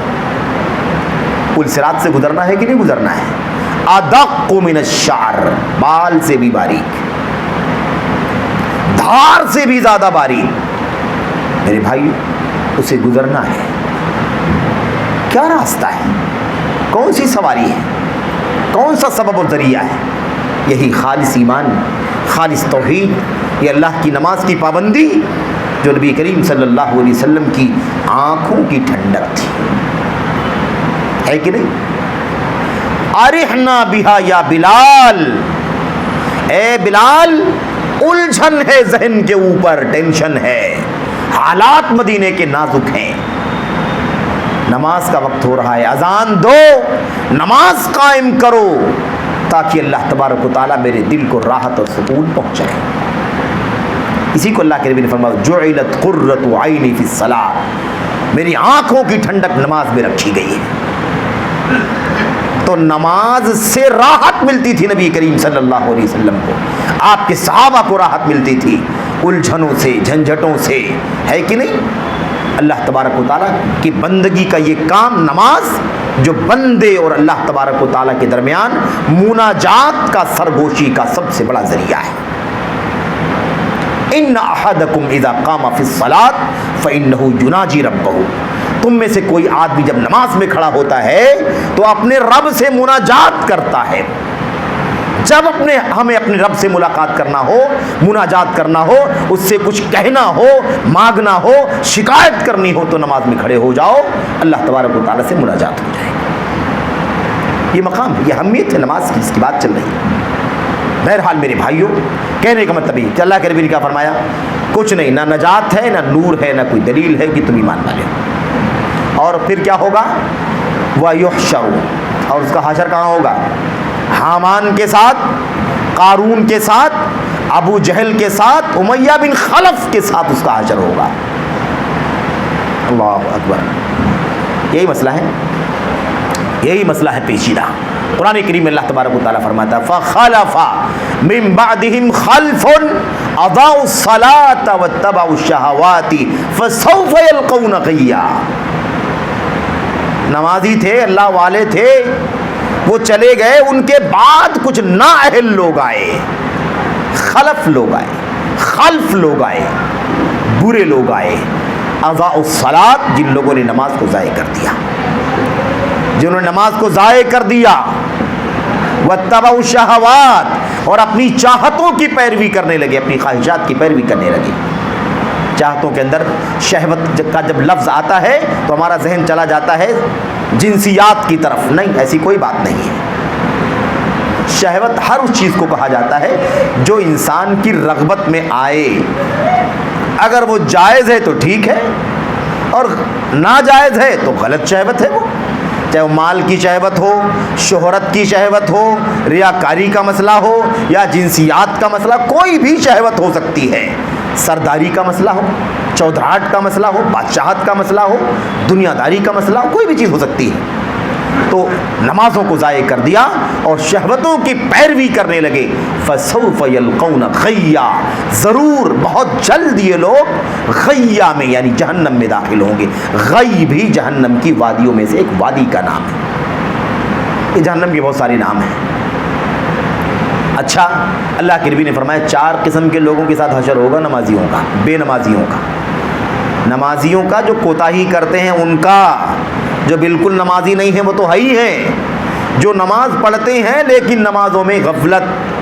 الذین هم عن صلاتهم ساہون، جو اپنی نمازوں میں غفلت برتتے ہیں، ان کے لیے بھی ویل اور بربادی ہے.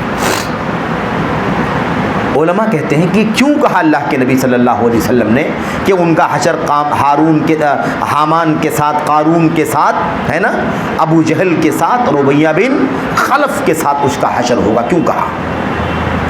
کہتے ہیں اس لیے کہا، جیسا کہ ابن قیم رحمۃ اللہ علیہ فرماتے ہیں، کہتے ہیں اس لیے فرمایا کیونکہ یہ 4 نام 4 کیٹیگری کے ہیں. 4 نام کیا ہیں؟ 4 کیٹیگری کے ہیں. ایک بادشاہت کے مقام کا ہے، دوسرا وزارت کے مقام کا ہے، تیسرا چودراہٹ کے مقام کا ہے، اور چوتھا کاروباری لائن کا ہے. اب دنیا میں نماز چھوڑنے والے بڑی کیٹیگری یہی 4 ہیں. کوئی بڑا ہے، بادشاہ ہے، تو سوچتا ہے کہ مجھے ساری دنیا میرے ہاتھ میں ہے، کیا نماز ہے کہ نہیں. تو جو لوگ بادشاہتوں پر ہیں، سرداریوں پر ہیں، ہے نا، حکومتیں ان کے ہاتھ میں، اور وہ نماز نہیں پڑھتے ہیں، ہے نا، تو اب جن لوگوں کو آج دنیا میں اس امت کے اندر ان کی سرداری، ان کی حکومت، ان کا اونچا عہدہ، ان کا اونچا منصب نماز پڑھنے سے روکتا ہے، نماز کی پابندی اسی لیے نہیں کر پاتے کیونکہ وہ وقت کے بادشاہ ہیں، حاکم ہیں، فلاں ہیں، فلاں ہیں، تو ایسے لوگوں کا حشر قارون کے ساتھ ہوگا، فرعون کے ساتھ ہوگا. کس کے ساتھ ہوگا؟ فرعون کے ساتھ ہوگا. جن کے پاس بہت زیادہ دولت ہے، دولت میں بزی ہیں، ان کو موقع نہیں، فرصت نہیں، ادھر جمع کرو، ادھر جمع کرو، ادھر حساب کرو، ادھر مائنس کرو، ادھر پلس کرو، بزی اکاؤنٹ چل رہا ہے، موقع ہی نہیں آدمی کے پاس. اور ابن قیم کہتے ہیں جو لوگ اپنی دنیا کی مشغولیت کی وجہ سے، دولت کی مشغولیت کی وجہ سے نماز ضائع کر رہے ہیں، ان کا حشر کس کے ساتھ ہوگا؟ قارون کے ساتھ ہوگا، کیونکہ وہ بڑے خزانے والا تھا. اور حامان وزیر جو وزارت کے عہدے پر ہو، اس کو ہمیشہ اپنے بادشاہ کی دیکھ ریکھ، اس کی نگرانی، اس کا آرڈر فالو کرنے، اس کا حکم فالو کرنے، اس کے احکامات کو بجا لانے میں مشغول رہتا ہو، نماز نہ پڑھتا ہو، کوتاہی کرتا ہو، ایسے لوگوں کا حشر اسی کے ساتھ میں ہوگا. سمجھ رہے ہیں نا؟ اور ابو جہل کیوں؟ امیہ بن خلف، روایتوں میں میں سمجھتا ہوں کیا تو اختلاف ہے یا مجھ سے شاید چوک ہو رہی. امیہ بن خلف کا نام کیوں؟ اس لیے کہ اس کی حرکتیں مکے کے اندر ویسے ہی تھیں. ابو جہل کا بھی وہی حال، سردار اپنا آرڈر منوانا، اس کے سامنے کوئی آگے نہیں بڑھ سکتا. حاکم بادشاہ نہیں ہے علاقے کا، لیکن جہاں ہے وہاں اپنی چلاتا ہے. ایسے لوگ جو اپنی نمازیں ضائع کر رہے ہیں، ان کا حشر ان لوگوں کے ساتھ ہوگا. آپ سوچیں کتنا خطرناک مسئلہ ہے. نماز اتنی اہمیت، آدمی کا ایمان نہیں، اگر نماز نہیں تو ایمان نہیں. اتنی ساری وعیدیں، اتنا سارا عذاب. اچھا دنیا میں کیا ملے گا؟ دنیا میں کیا ملے گا بتائیے؟ اگر ہم نماز چھوڑ کر کے دنیا کما رہے ہیں، نماز چھوڑ کر کے بیلنس بنا رہے ہیں، نماز چھوڑ کر کے اپنی روزی روٹی اور زیادہ سمیٹنے کے چکر میں ہیں، میرے بھائیوں کیا مل جائے گا؟ وہ ملے گا؟ نہیں ملے گا. وہ حاصل ہو جائے گا، ایسا نہیں ہے، ہو سکتا حاصل ہو جائے، لیکن وہ وبال ہوگا اس آدمی کے لیے جس آدمی نے نمازیں چھوڑ چھوڑ کر کے دنیا کمایا ہے. اس لیے کہ اللہ تبارک و تعالیٰ نے ہمیں دنیا میں بھیجا ہے مقصد بندگی، مقصد تخلیق بندگی اور عبادت ہے اللہ تبارک و تعالیٰ کی. ہم کھا رہے ہیں، پی رہے ہیں، روزی روٹی کے لیے دوڑ رہے ہیں، ہمیں گھر چاہیے، ہمیں بیوی چاہیے، بچے چاہیے، ہے نا، مطلب خادم چاہیے، دیکھ ریکھ کرنے، سب چاہیے، زندگی چاہیے، جینا جیتے رہیں، یہ سب ہے. لیکن ان سب کا مقصد اللہ تبارک و تعالیٰ کی بندگی ہے. بہت خطرناک مسئلہ ہے. اچھا ایک طبقہ اور بھی ہے، بس اسی پر بعد میں ختم کروں گا. ایک طبقہ یہ سمجھتا ہے، اور چونکہ مجلس اپنی ہے، یعنی اہل الحدیث کی مجلس ہے، اس لیے یہ بات یہاں کہی جا رہی ہے. ہمارے بھائیوں کا ایک طبقہ، بہنوں کا ایک طبقہ یہ بھی سمجھتا ہے کہ بھئی نماز تو عمل ہے. نماز کیا ہے؟ عمل ہے. نماز عمل ہے. نماز سے پہلے لا الہ الا اللہ ہے، توحید عبادت، شرک نہیں، کفر نہیں، نفاق نہیں، دین سے باہر کرنے والی بدعت نہیں، کچھ نہیں. اگر ہم اپنے آپ کو بچاتے ہیں، ہم نے کبھی شرک نہیں کیا، کفر نہیں کیا، کسی دربار میں نہیں گئے، کسی کے اوپر چادر نہیں چڑھایا، کسی کے لیے مرغا بکرا ذبح نہیں کیا، کسی کے سامنے رکوع نہیں، سجدہ نہیں، کسی کا طواف نہیں، کسی کے سامنے ہاتھ نہیں پھیلایا، اللہ کے سوا کسی سے ڈرتے نہیں، کسی سے امید نہیں لگاتے، اللہ کے سوا کسی سے فریاد نہیں کرتے، اللہ کے سوا کسی سے پناہ نہیں مانگتے، اللہ کے سوا کسی سے استعانت نہیں کرتے، ہماری توحید کھری ہے، ہم اہل الحدیث ہیں. ہم کون ہیں؟ اہل حدیث ہیں. ہم نہ کبھی کوئی قبر جانے، نہ کوئی مزار جانے، نہ کوئی دربار جانے، نہ کوئی آستانہ جانے. ہم تو توحید خالص پر ہیں، تو جنت تو ہمارے لیے کیا ہے؟ طے.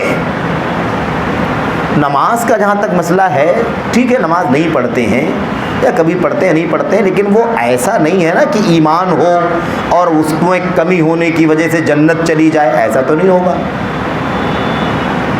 یہ غلط فہمی بہت سارے لوگوں کو ہے. اس لیے کہتے بھی ہیں، دوسرے لوگوں سے کیا کہتے ہیں، دوسرے مطلب جو مسلک کے لوگ ہیں، جو جن کے یہاں عقیدے کا فساد پایا جاتا ہے، کہتے ہیں بھائی آپ لوگ زندگی بھر نماز پڑھتے رہو، بڑے پابندی کرنے والے ہو، فرائض کی پابندی کرتے ہو، نوافل کی پابندی کرتے ہو، کرو نا. تمہارا عقیدہ صحیح نہیں ہے تو یہ ساری نیکیاں تمہاری کیا ہو جائیں گی؟ سب برباد ہو جائیں گی، جہنم میں ڈال دیے جاؤ.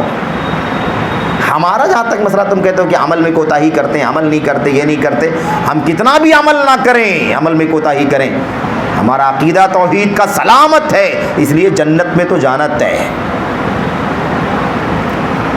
یہ بہت بڑا فساد ہے، اور یہ فساد چھوٹا نہیں ہے، یہ فساد بھی عقیدے کا ہی فساد ہے، جس کے بارے میں ہم کو غرہ ہے نا کہ ہمارے تو توحید سلامت ہے، ہم تو اہل حدیث ہیں، ہم شرک کفر کبھی کرتے نہیں، تو ہمارا کیا مسئلہ، ہم تو جنت میں جائیں گے. میں یہ نہیں کہہ رہا ہوں کہ جس کی توحید سلامت ہے، شرک کفر نہیں کیا ہے، وہ جنت میں نہیں جائے گا، وہ جائے گا، اس سے انکار نہیں ہے.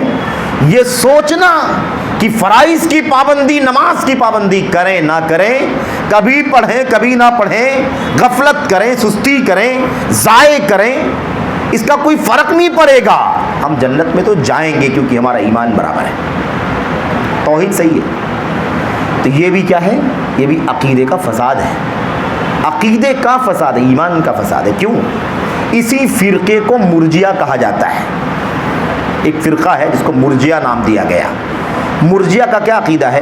مرجیہ کا عقیدہ ہے عمل اور ایمان کو الگ کر دینا۔ کہتے ایمان میں ایمان اور عمل کو ایک دوسرے سے جدا رکھا جائے۔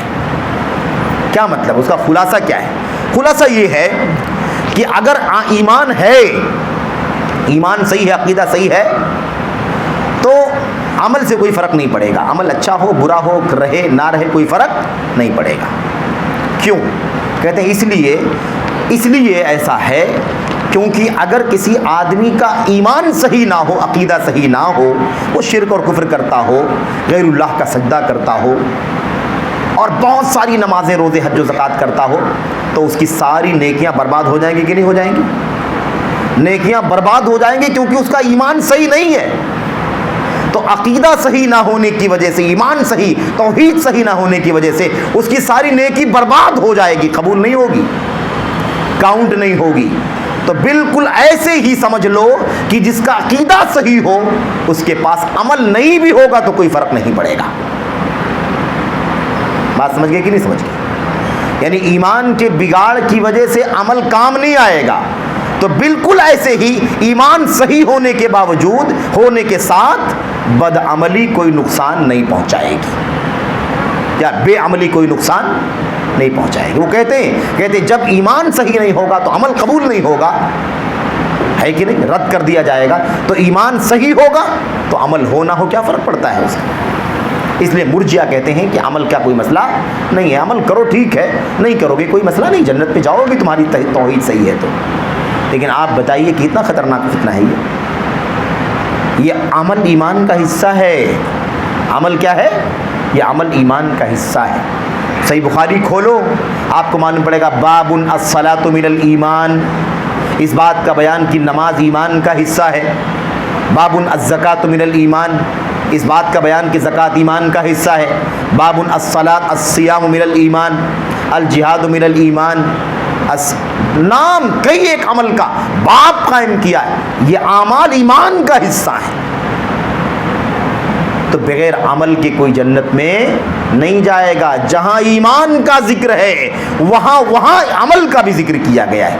الذین آمنوا وعملوا الصالحات ان الذین آمنوا وعملوا الصالحات کانت لهم جنات الفردوس نزولا، جو ایمان والے ہیں، عمل صالح کرنے والے ہیں، جنت الفردوس ان کے لیے میزبانی کا مقام ہے، ان کی مہمانی ہوگی وہاں پر۔